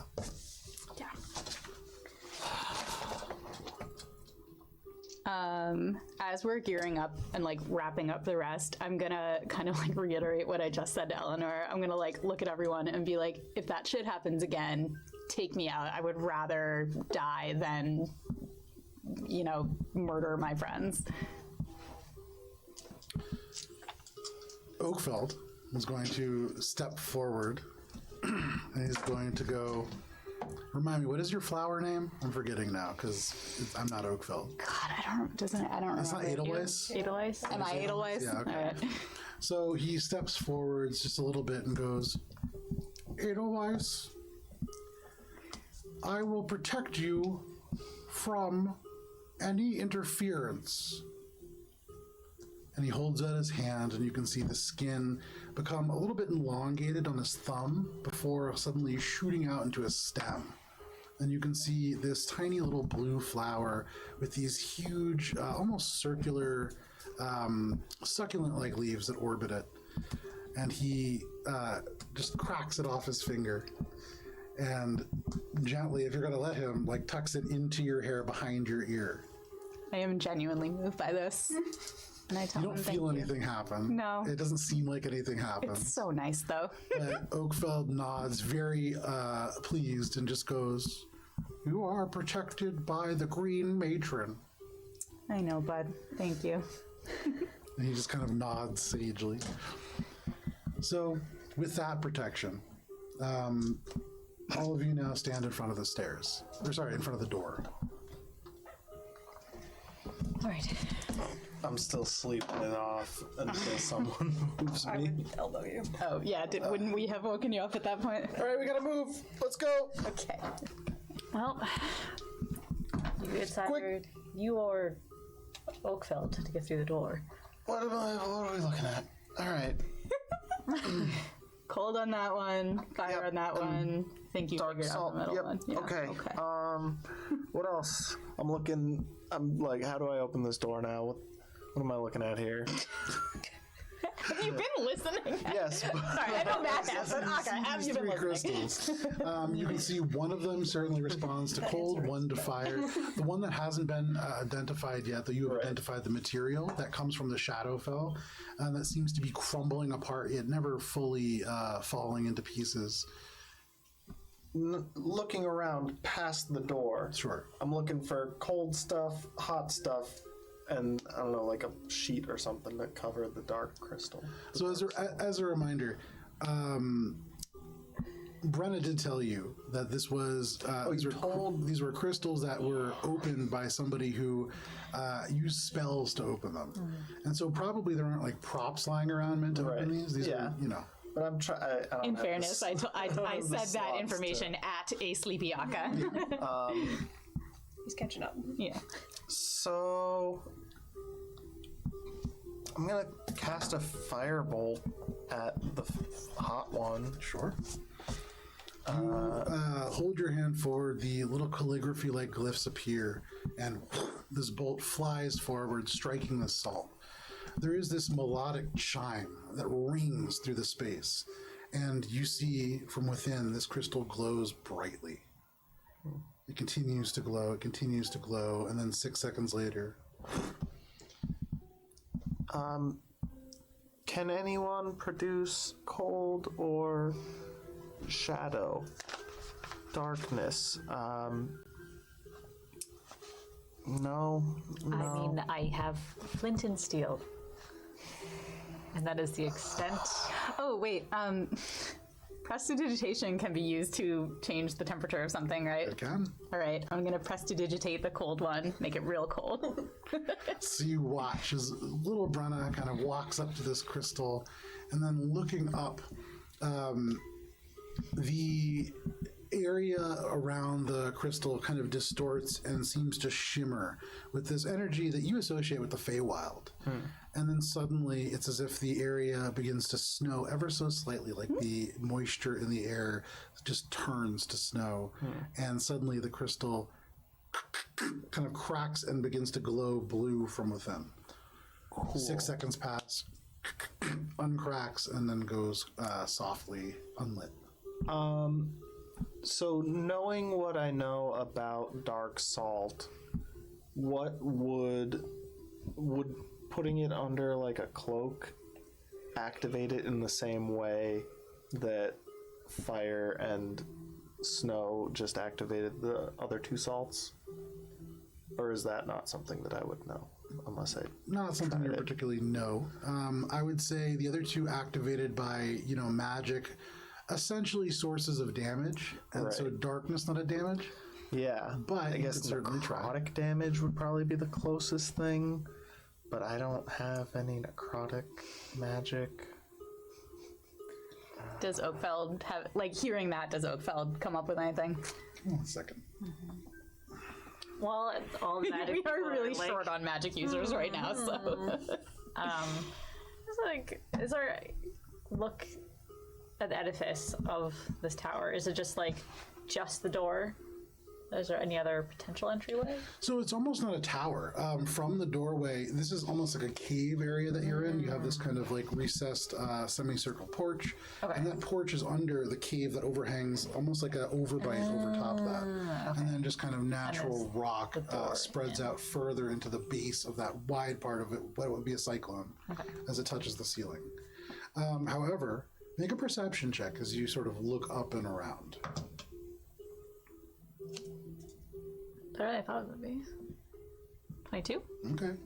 You do something that nobody has done yet, and you look up. And you can see amongst the salt stalactites and things that Akka had kind of rushed towards, but not really taken time to investigate. Here and there are these little flutters. And you see bats. You don't see any kind of droppings in this particular place, so probably not where they frequently hang out, or at least not a ton of them. But you see 1 or 2. Make a nature check at disadvantage, and maybe you'll get lucky.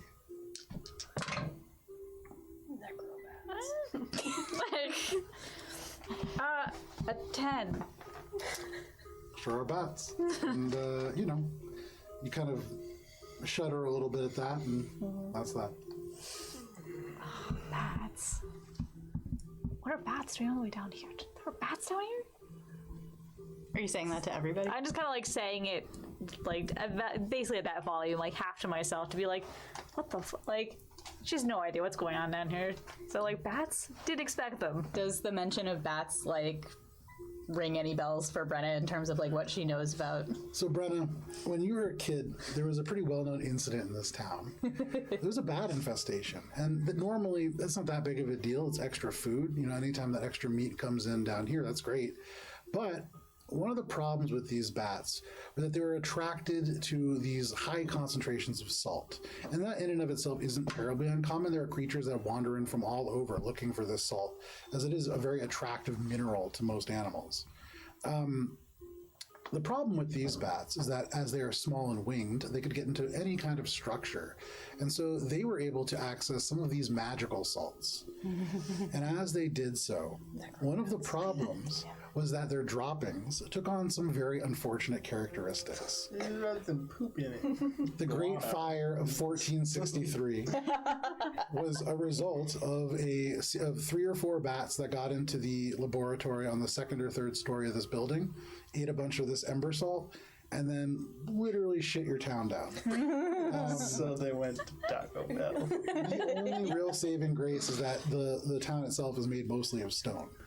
But that was a pretty severe incident. And so thinking about that and thinking about looking for this kind of damage that you're looking for, if any of these bats have consumed that substance, their droppings could be used for this effect. Right. I share that story, and then I'm just And I go off in search of some droppings. Make a survival check. It's an abject look of horror on Eleanor's face the whole time she's telling the story. Sorry, did you say, does that mean advantage? I Yeah, take advantage on forget. 18. Okay. It takes you only like 5 minutes. With your winged sandals, you can fly up amongst the stones, and in areas that are almost like suspended caves, you find tons of these little droppings where a few bats have made more permanent homes. As you look here and there, scattered amongst what is just dried bat guano, there are these little patches that do look markedly different. And there is a point where you come across a patch that does seem to glow with this darker energy. And if you want, you can scoop some poop. I'm just gonna scoop it up. No gloves, no nothing. Just, I'm so miserable right now that I'm just like, I Pay good do money not for that. care. You just scoop up a bunch of poop in your hand and float down to the rest of the group. Yeah, and I'm just like, smear. It's a good You profession. smear it It's on a the noble crystal. profession. And as you do, that crumbling seeming effect of this crystal slows and then stops before this crystal glows with this almost anti-light from within. Like a bright darkness, if that were a thing. You would imagine it has 6 seconds. Timing it, Prestidigitation. seeing that the poop has been rubbed on and Yeah. that it is activating. Yeah. I'm firebolting the fire one. No problem. And I'll like Firebolt. snow the cold one. Prestidigitation. Yeah. Poop. With your powers combined, Mono. you open this door. Yeah, Captain. No problem. As each of these crystals lights up in turn, there is this quiet tss as the pressurized air from within hisses out, and these very solid, very well-sealed doors open. And because it is 8:48, we're going to step away for a quick break. So, thank you for sticking with us through this part of the session. We are going to step away for just 10 minutes. It is 8:48. We are going to come back at 8:58. We'll see you then. Forgot which button to press.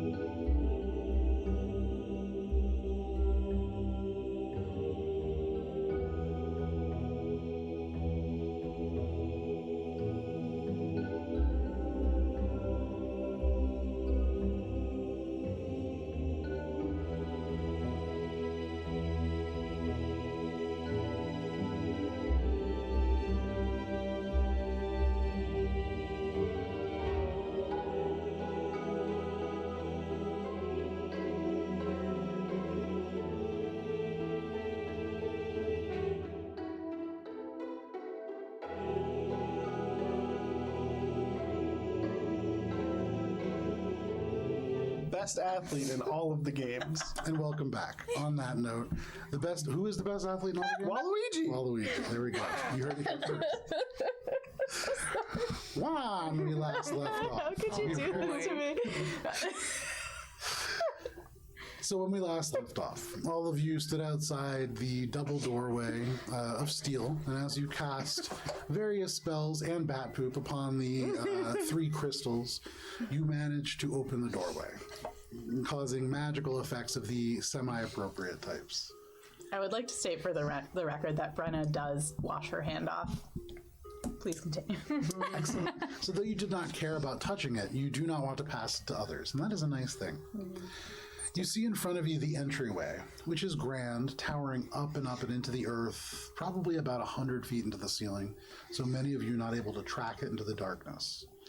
This is natural, uneven stone, and stalactites hang down from overhead, formed from the salt deposits above. There are small bats in this building, and so this place left to its own devices seemingly for a little bit here. You can see the ceiling not maintained, has kind of closed areas off, and the bats infesting much more than they had the last time that you were here. In the center of the room, also new from your last visit, though not unfamiliar to you by any means, is a 10-foot high statue. The figure is one Keeper Zera, who was one of the individuals who was probably most responsible for you leaving Gomjarin. This is somebody who brutal in their lessons within the vein of cracked crystals. And it seems as if in your absence they were elevated to Keeper, the highest level of the vein of cracked crystals. This is the guardian of this place. On the left and right side, there are doorways that lead to boiling baths of salt water in cavernous spaces, and you know that there are platforms within that are, or at least were, used for meditation of a sort.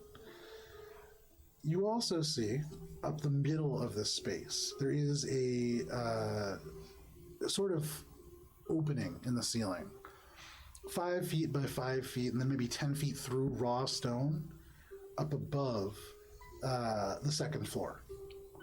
You know the creatures, or the gnomes back then, were able to float using levitate, were able to get up and down the various levels here.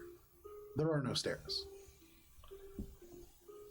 You see, up the stairs, faint elements of flickering light coming from above, and you do know up there is where the study is, where a number of things are. However, that is what you see just at a first glance. What would you all like to do? So you said the bats. Dangerous poop. They're everywhere inside of here? Yeah, they get in.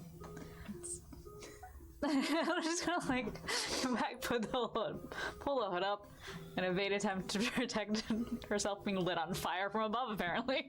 Sure. I'm gonna explain what I know about this place. Be that guy, the statue. God, that sucks. You can see the statues of this stooped gnomish woman with this bulbous nose that kind of hangs down over her upper lip. Akka, for you, there are a few disturbing similarities to the Grey Lady almost, but clearly a gnome, and clearly, even though she's portrayed as smiling and serene, there is almost this frantic energy behind the eyes. For what it's worth. So Brenna, after she explains all that, is going to hang back as far as she can. She's never not wanted to be somewhere as much as she does not want to be here, and the only reason she's coming at all is because maybe she'll get to fuck some shit up. But sure. So definitely hanging very far back, only chiming in when there's things to explain that are going to help the group, but not really engaging that much. Been here, Brenna. Yeah. Where would they likely go? Good question. Brenna, one of the things that you sort of note as you hang back, you're used to this voice in the back of your mind, the axe, kind of urging you forwards. It stays silent here. But as you look around, you know up above there are 3 additional levels. The 4th one, the top floor, being the place where the actual vein of cracked crystals is kept. That is the source of the Choir Gome's magic, if they are to be believed. And that, likely, thinking about some of these rituals that you've seen in the past where artifacts of great power have been used to rent open portals to new places, that would be a pretty good place to do that. That's where we're going. Floor. Looking up, what's the door situation? You can see roughly 80 feet up in a place where it dips down slightly, there is an opening. 10 feet through, there's the next floor. Going up. Okay. You watch as Shay, taking elements of like the salt around her, the walls, the broken outcrops of stone, almost runs up the wall and then leaps up and into the 2nd floor. I fly up after. Akka just takes off. So, I can't fly, and I don't see any stairs. Worry not. You see Oakfell holds up his hands. Edelweiss will carry us up. That is. Yeah, and I Oakfell grab just- each of them by one arm. Oakfell just goes like this, like preparing himself. But no problem. Yeah, you grab each one by one arm. And While I do, I'm Eleanor- like, how come Akka never carries anybody? Eleanor, at this moment, you and Oakfell kind of like bang together as you are just pulled up Really and up out and of it up. still. Yeah, we could have done a rope. It's just fine. Okay. This is nice. And you guys just disappear through this hall. But one by one, you make your way to the 2nd floor. You lift me up. You enter a space that is relatively wide.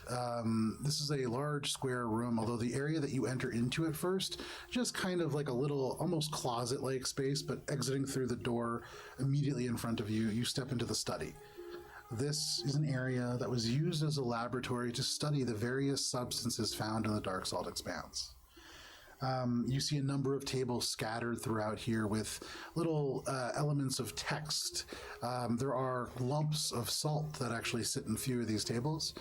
You can see leading off, there is a door on the northern wall, and then there are a door each on the eastern and western wall, and then 2 doors on the southern wall, located just off the center. One slightly east, one slightly west.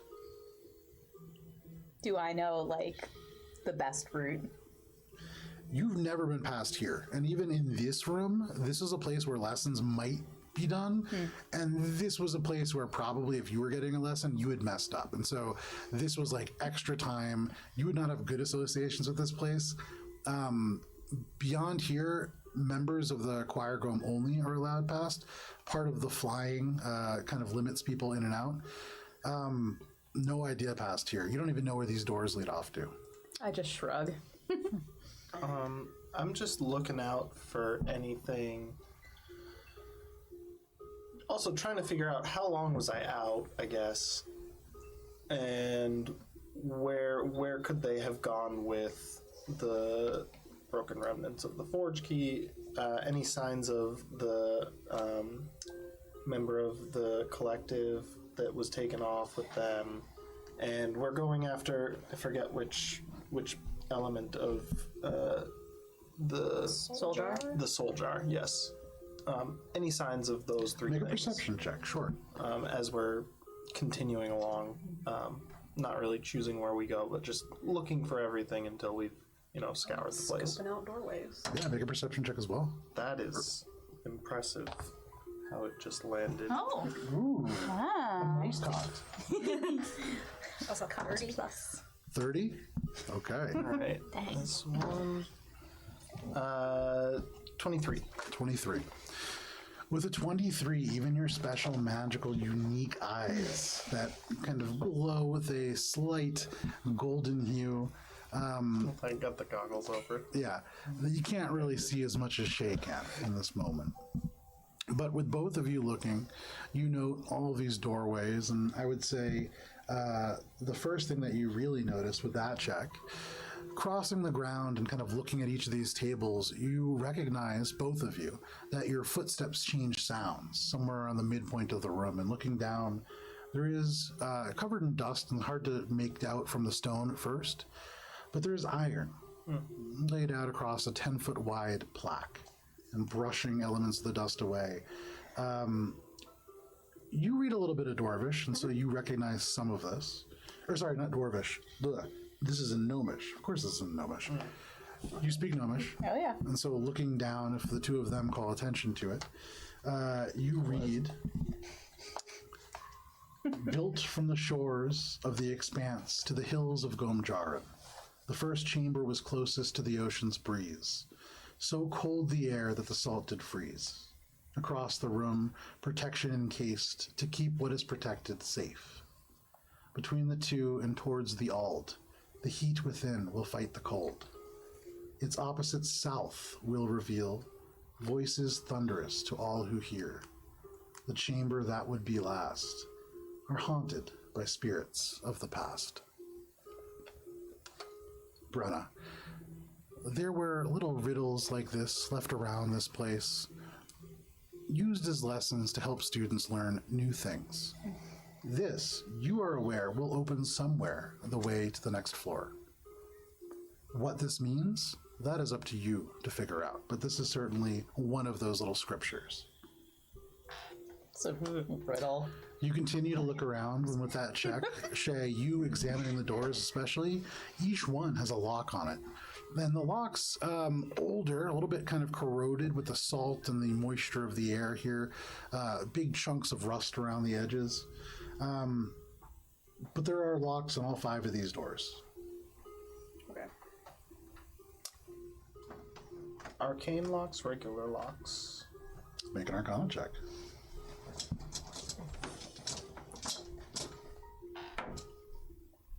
Oh, that's kind of poopy.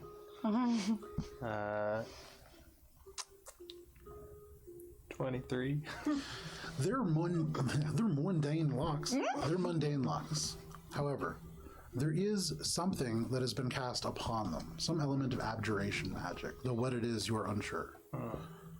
But likely designed to make it harder to unlock. Be Well, careful can with we, the locks. They're charmed in some way. like dangerously charmed? Like if I were to try this? Abjuration could be bad. I mean, it's locked for a reason, so Right. Well, magically enchanted to also be more difficult. Generally going to be bad. It's not going to make it easier. can we get the riddle again, please? Yeah. Get like a printed. Built, I should have thought of that. Built from the shores of the expanse to the hills of Gomjarin. The first chamber was closest to the ocean's breeze. So cold the air that the salt did freeze. Across the room, protection encased, to keep what is protected safe. Between the two and towards the Ald, the heat within will fight the cold. Its opposite south will reveal voices thunderous to all who hear. The chamber that would be last are haunted by spirits of the past. All right. And Shay, you rolled a 31? 30. Oh, well, that's different. With a 30, looking at these locking mechanisms and really investigating, not touching, being very careful not to do so, you realize beyond just being complex locking mechanisms, there's more going on. You look at the stone in the walls and where this place has really fallen into disrepair and stone has crumbled, there are like elements of steel that trace through the wall and connect to these. And so you'd imagine all of these connected to this puzzle, something relating to the order in which they're unlocked. Got it. Would relay this. All right. So the first is the cold. Across is protection. Between them is heat. And what might be helpful, South is the Something about the mouth of the voice, yeah, the thunderous voice. yeah. So this is the room that you were in. You exited through here. Okay. There is a plaque right here. That is the one that you were reading. And then hard to see, but north, one doorway. West, one doorway. South, two doorways. East, one doorway. Okay. And then on these tables, you can see, with those checks, a number of different things as well. You can see, one moment, on one of them, a little canvas pouch. On another, what looks like a little crystalline faceted vial with a screwed on silver stopper. And you can see hanging off a leather cord that is suspended off of like a little wooden, almost like a peg stand. You can see there are what look like broken glass on one table, sort of wrapped in a frame of iron wire that seems to sit like an egg on clawed feet. You see a single tiny amber glass bottle on another that seems to glow slightly within. And then you also see there are a number of books on each of these tables as well. You love books. Do any of the books have anything on like the binding that tells me what they're about? And specifically the vials, but are any of the things like obviously magic, or with the vials anything that like is, oh, this is obviously like a health potion, or oh, this is obviously like a lightning in a bottle kind of thing? Make an Arcana check. While you were doing that, is anybody else doing anything? I'm sorry, what was the first line again? Something about being close to the ocean. The first door is close to the ocean. I wrote this assuming that I'd have to read it many times because that's how puzzles work. Okay. The door we came through. Built from the shores of the expanse to the hills of Gomjarin, the first chamber was closest to the ocean's breeze. Okay, so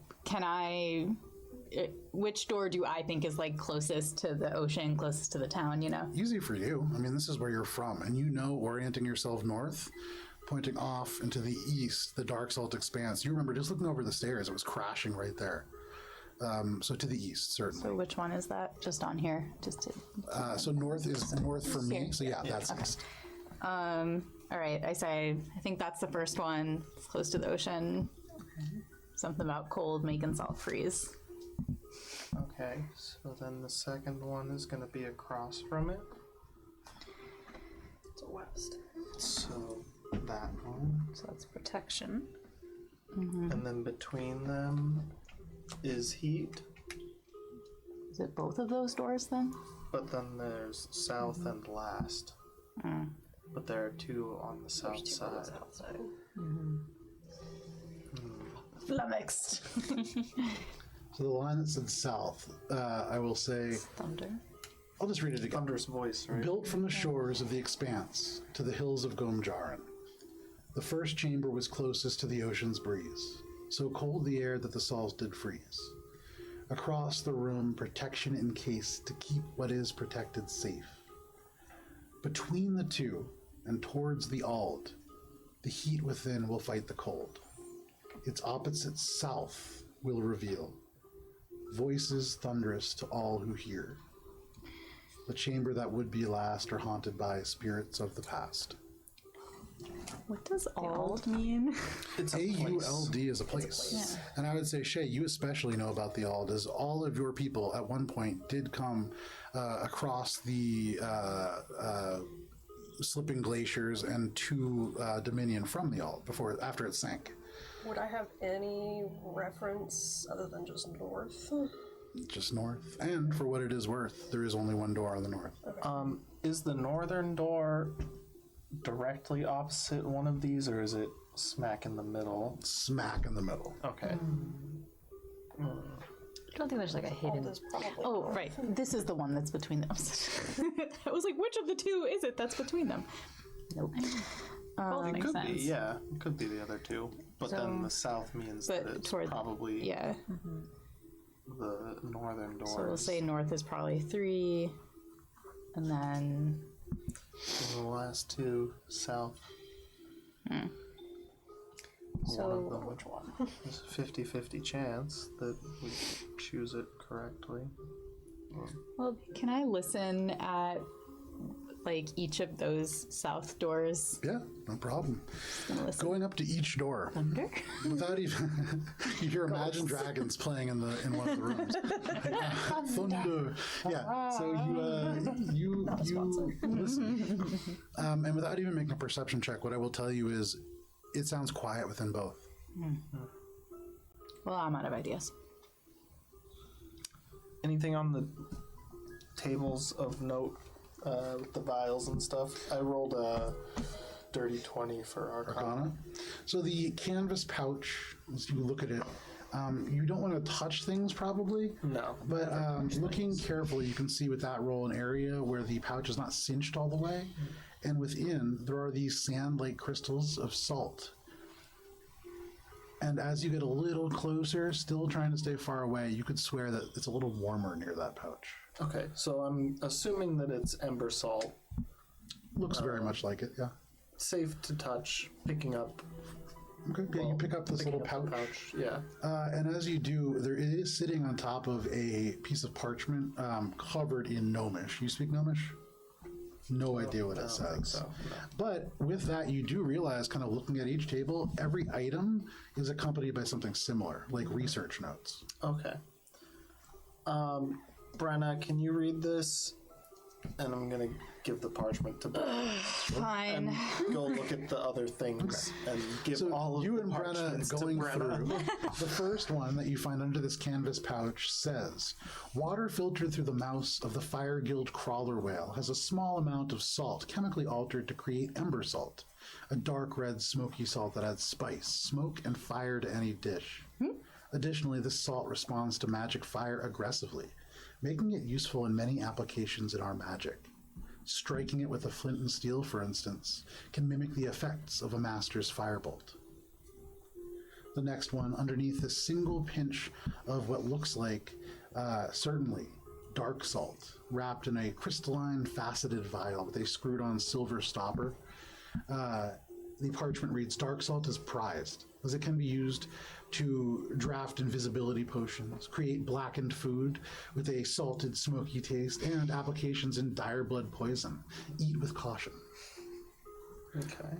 The next one, glass-like shards. At first you thought broken glass, but they do glimmer blue under any kind of light, magic or otherwise. And the scripture next to it reads, cold salt is created through the exothermic reactions that occur when the woe shrieker, a side effect of the superheating process it inflicts on unfortunate souls in front of its underwater howl, shrieks. Do not eat or touch with bare hands. I will not eat or touch with my bare hands. Sure. You kind of take this wire-wrapped egg Well, I guess shape. I got my metal hands, so that's probably fine. Fair enough. The next one, a single tiny amber glass bottle, has this glowing purple salt within. Soul salt is created when a creature dies within the choking brine pool. As their flesh and bone rapidly decay, the currents sweep the salts, forever changed into corners where they can be harvested. The final little scripture is in an empty box. The box is unlocked. Do you want to open it? Carefully, cautiously. Well, I'm gonna let Brenna read what is on the parchment. 2 words. Under it. Okay. Chaos crystals. Okay. Chaos crystals. Not gonna open. Cool. Not gonna open the chaos crystals. But note that they're chaos crystals. Do I know what chaos crystals are? Make an Arcana check.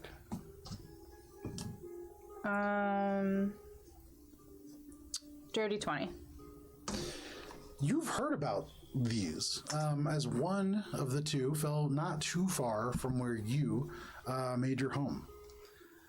The chaos crystals come from fragments of rock that fell from the skies above Alberon. Only 2 ever been recorded. One was destroyed, and one other one sort of lost. The last person to have had it was a wizard. Probably not one that you would know.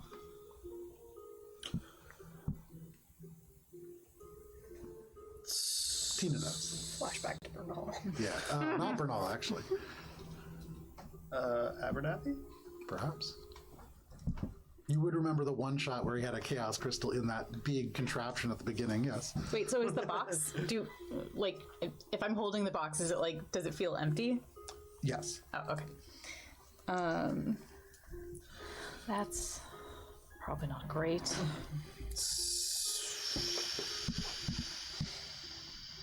Do I know anything about chaos crystals? Certainly. Yeah. So Drea had probably told you about these. These were the other one before it was destroyed. Fell in Gath. Gath, the homeland of dragons and dragonborn, the seat of power for the Fazarakian Skald for over 1,000 years. And one of the rumors, one of the things that kind of fly around here and there, part of that power derived from that chaos crystal. But that was destroyed. You know that chaos crystals are something that really seem to have this energy that has almost unlimited potential within them. Highly sought after by many people, though only 2 have ever existed. Much blood has been shed for them.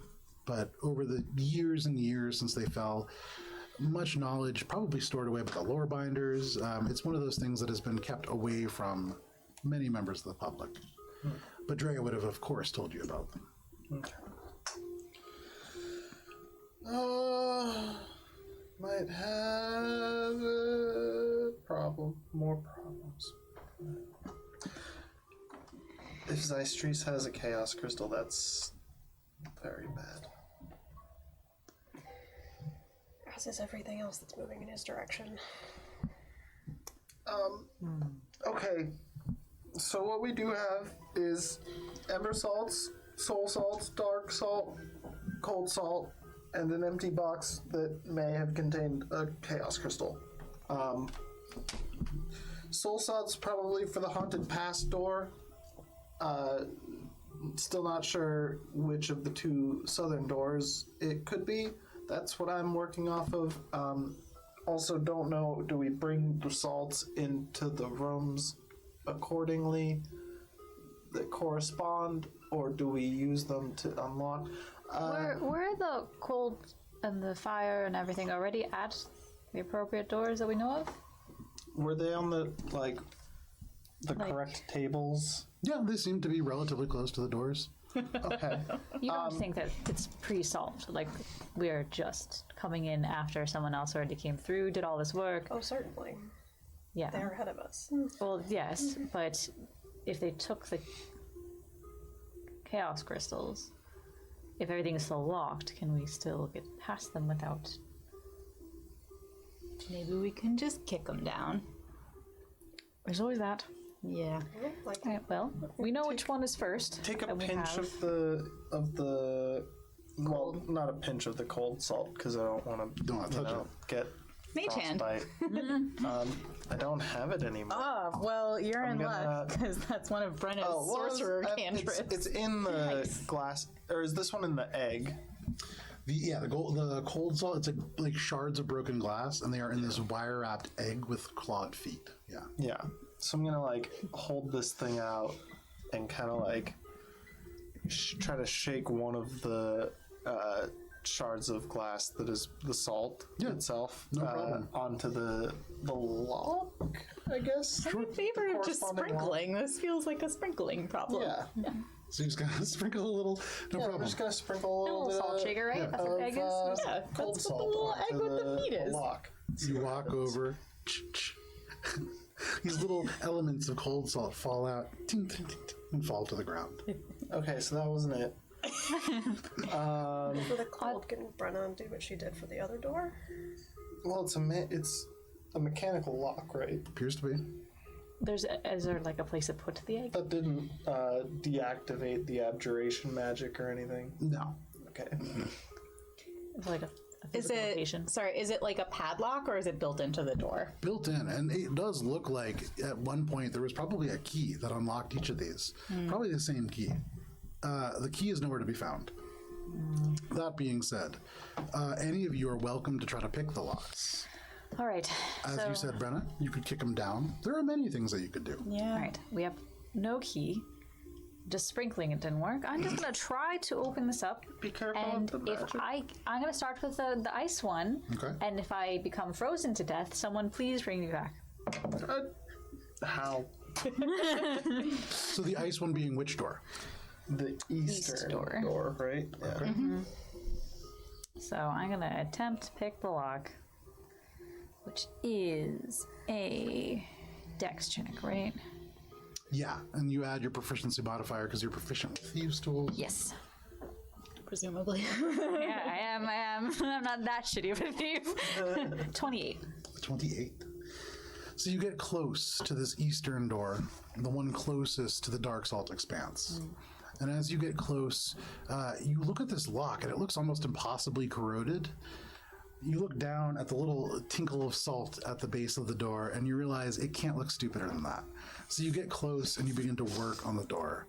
And very quickly, despite the fact that there is certainly an element of magic that seems to impede your progress, you push through, and you are rewarded with a tink as you hear it unlock.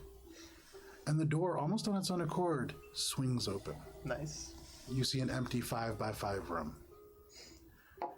Above, maybe 20 feet up above, in the floor of whatever is above you, you hear and feel a slight rumble as stone grinds on stone. Okay. 1. Positive. And then 2 fire we were sure was West. west. Across. Yeah. Well, nice. Alright. So I'm gonna go and repeat the process. Okay. Your magic. Ooh, better. 33. 33. Yeah, absolutely no problem. So this is the one on the western one. Okay. So you pop this open. No problem. Tink. And the door swings open. 5x5 space, just like before. And again, you hear above you. Shay, with your passive perception, you hear what sounds like for a moment running water, and then nothing. These are empty, totally empty rooms. I feel like I would be inspecting the rooms after Eleanor has opened them, seeing that they're 5x5, like, there's nothing in here, okay. And as far as you can tell, and I would say, you know, not even having to take a roll, it's a very small room. The stone, very clean and even. There isn't dust here like there has kind of befallen most places, probably because it's sealed away, but nothing. Very empty. Okay. Alright. Not actual doors, but part of the locking mechanism. Alright, so next. North. To the north. Not as good. Da, da, da, da. Yeah, this is not as And good. which one? This is the north one? Yeah, Okay. not as good. 22. Okay. But a 22 is still just enough. This time it struggles. It's hard. But you are again rewarded at the end with a slightly softer ting, and it opens. And above, no sound of water. Alright. Did we decide which one was which? Is there any indication between the two doors that one might be the last haunted past, presumably soul salt? Well, didn't you say that adjacent each door had like the thing sitting next to it? Yeah. So which is the Yeah. one with the soul salt? Or yeah. So the soul salt that you can see is sitting. We do the opposite one. Okay, so the soul salt would be the bottom left one. So you're doing the opposite one? Yeah, we're doing the fourth Go one. ahead and make your lockpicking check. Alright. Once again, if I die, send my regards to my parents. Alright, so that's gonna be base. So that's gonna be, yeah, it's 22 again because it's just 22. the base. No problem. Tink. It opens up. That's not coming from upstairs. That's coming from in here. Uh-oh. And as you look, you see in the corners of the room, the seam in the wall open, and this space almost recesses as stone rubs against stone, and you see, similar to what you had seen out in the town, although smaller in scale, these creepy-looking gnome statues, huge heads, expressionless faces, but the mouths open. Everybody go ahead and make a dexterity saving throw, please. Yeah. I can see it. Necrotic bolts of energy streak from their mouths. 26. That's a success. No damage. 22. That's a success.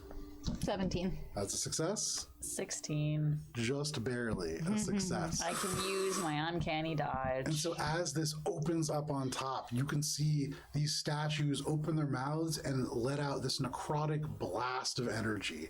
And as they cross the room, almost bisecting it in two different ways, for some of you, it is like this kind of matrix move. For those of you who like rolled up above 20, for those of you a little bit under, it's more just hauling yourself out of the way. But all of you dodge these bolts, and as the energy sizzles and crackles into the stone around you, you are all safe. And these statues shut their mouths, click, and then just the wall shuts again. The door shuts. All right. Do the other one then, and then. Is everything? Did all the doors shut, or just Just the that last one. one? Okay. Okay. All right. At least it was close to the end. Necrotic energy, right? So, like, Salt, I guess. that's probably the haunted one.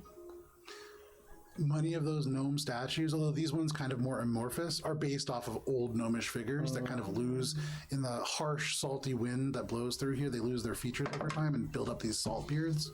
Salt beards. All right. So then. Matt, you have Gunnar is a fan of your Gunter work, is watching our first episodes at the moment. Yeah, it's a wild time, the Gunter era. The Gunter times. Yeah, the Gunter so times. 21. GC 21. and, With a 21, BGC. just barely, you succeed.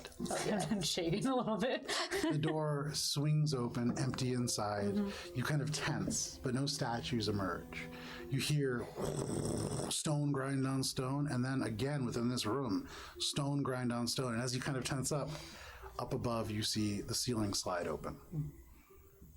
And the way to the third floor is clear. Okay. Okay. Oh, yeah. All right. You jump, no problem. I'm just like, grab Eleanor and Oakfeld and just. It is only about 12 feet, and so Oakfeld goes, Edelweiss, I can do this one. And he kind of closes his eyes, and you can hear him just like murmur under his breath. He grows into like Oakfeld tree form, grabs onto the edge, gets really small back to regular Oakfeld, and then like has to struggle to climb up the rest of the way. But he makes it. One by delight. one, you make your way onto the third level of the Abattoir of Salt. So, you enter into this space.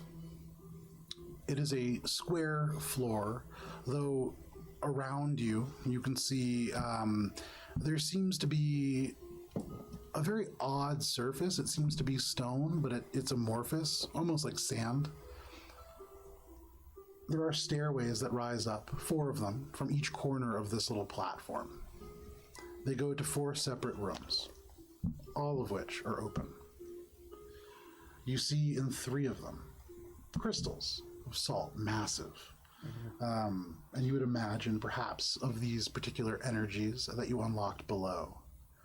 But one of these rooms is empty. Empty and very damp. You can see glistening with moisture. water moisture or non-water moisture? You gonna go up and investigate? I mean, It's maybe like a 30-foot staircase. yeah, carefully, cautiously, because I don't want to die. Okay. If it's not just water, and if it's past juice. The staircase is rising up from the sand, and so you climb the staircase of stone, no problem, over to that empty room. And as you do, you get closer, and just out of the door, and also coating the inside, water, and it smells salty. Salt water. What does that have to do with the riddle? Are there any like plaques or text in this room? Make a perception check, Brenna. 26. 26.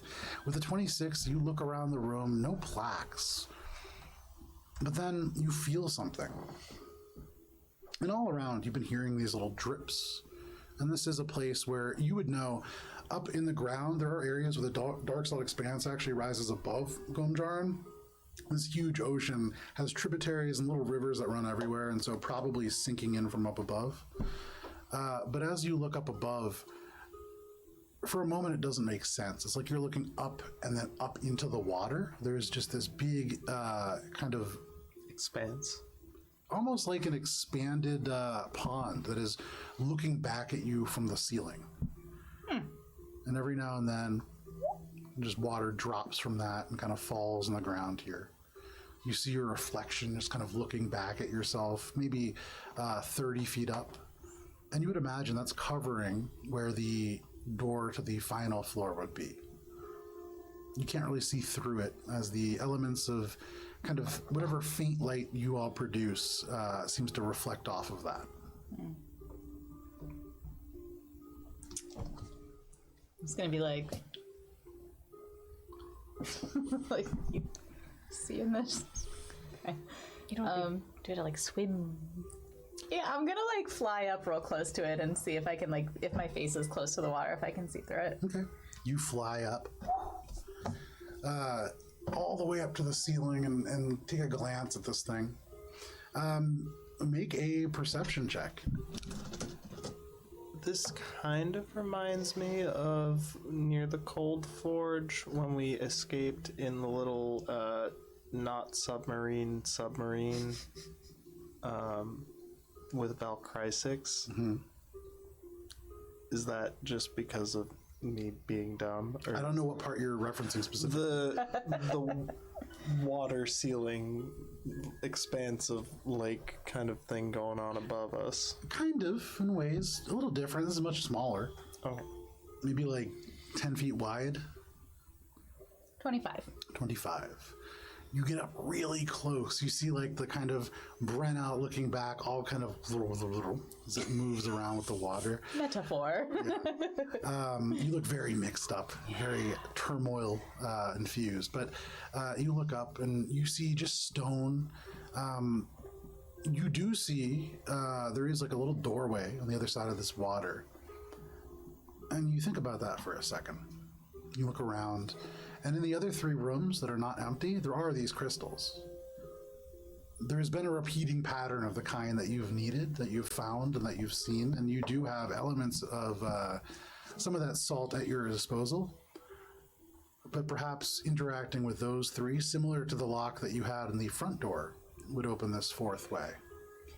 So sorry, which are the 3 crystals that are there? Is it Ember, Dark, and Cold? Which...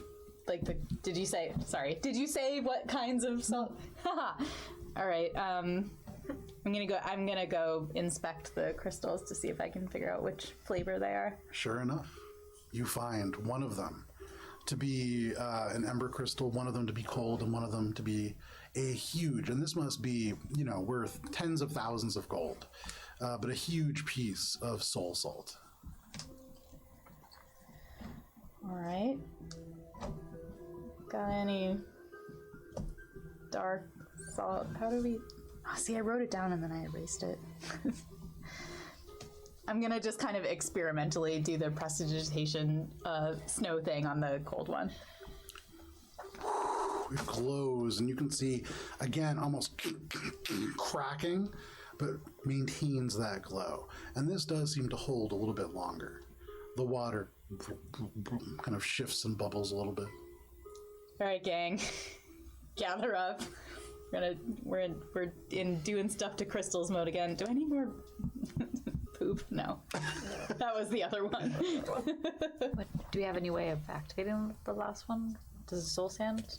I've got soul salt, dark salt, cold salt, and ember salt now. And we have an empty box that presumably had the chaos crystal. Chaos emeralds! Yes, I'm unavoidable. Dr. Eggman.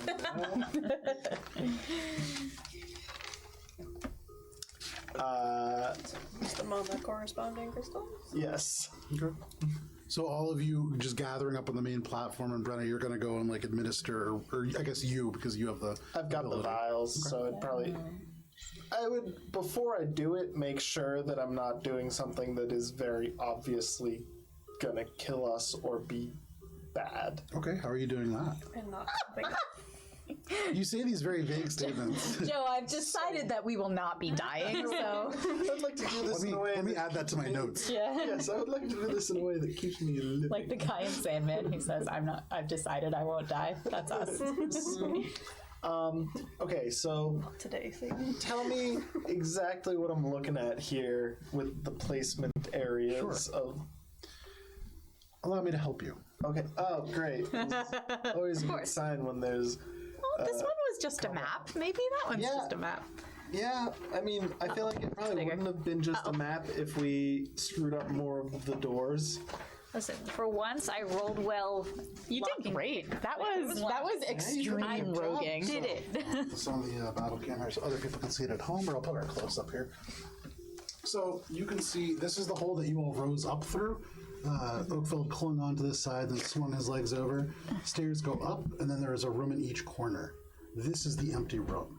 Okay. Ember salt, cold salt, soul salt. The water is currently covering like this kind of radius right That now. square there. Or like a little past that Say- square.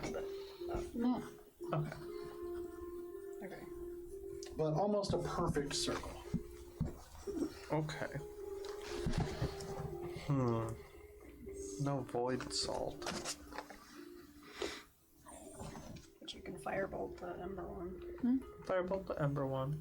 Can ice salt or Ember salt can do that for the corresponding ones. Can do the soul salt one. This empty room though. What's going on with this empty room? I guess I would. Well, does anything happen when we just do the 3 crystals that are there?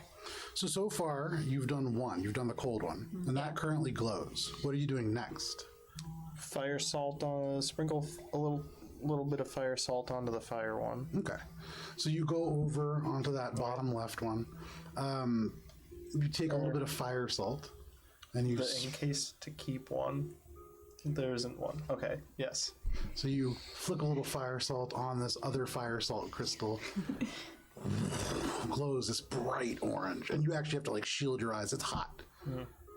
Specialized. All right. And you don't want to hurt your special eyes. Put the goggles back down. Brenna, suddenly your danger sense kicks into high gear. Something is wrong. Something else drops on your arm. And as you look up, this big puddle of water now stretches and begins to almost droop like slime instead of water. Oh, no. And suddenly you can see in the sheet of water as it falls, this face before it just disappears. And before we start this combat, because it is 9:46, this is where we're going to end for the evening. Just as this saltwater elemental drops to the ground. God. But that is where we're going to begin next week. So, thank you for hanging out with us for this session. Gunnar, thanks for hanging out and watching all of our old sessions. That's awesome. Talon is currently the only person, aside from us, who has seen every session. But maybe you could join him. So thank you for hanging out with us for Adventures in Alberon. This was session 116. Are we all back next week? The next couple of months are kind of confusing, so I'm trying to keep it all together. But we will be back with session 117 next week. If you can't wait an entire week, you may only have to wait 6 days, because on Thursday at 6 p.m. Eastern Standard Time, we'll be playing Mosaic T5, session 22, which is our Starfinder Space Western. Sip and relax. Oh yeah, exactly. Relax. No you guys pew-pews. relaxed so much on the beach last time. No pew-pews. But because it is going to be a week, please stay safe. It's crazy out there. We'll see you next week. And I'm not even on screen, so I'll put myself back on screen because we've been on our close-up camera this whole time. See you next week. I was pew-pewing.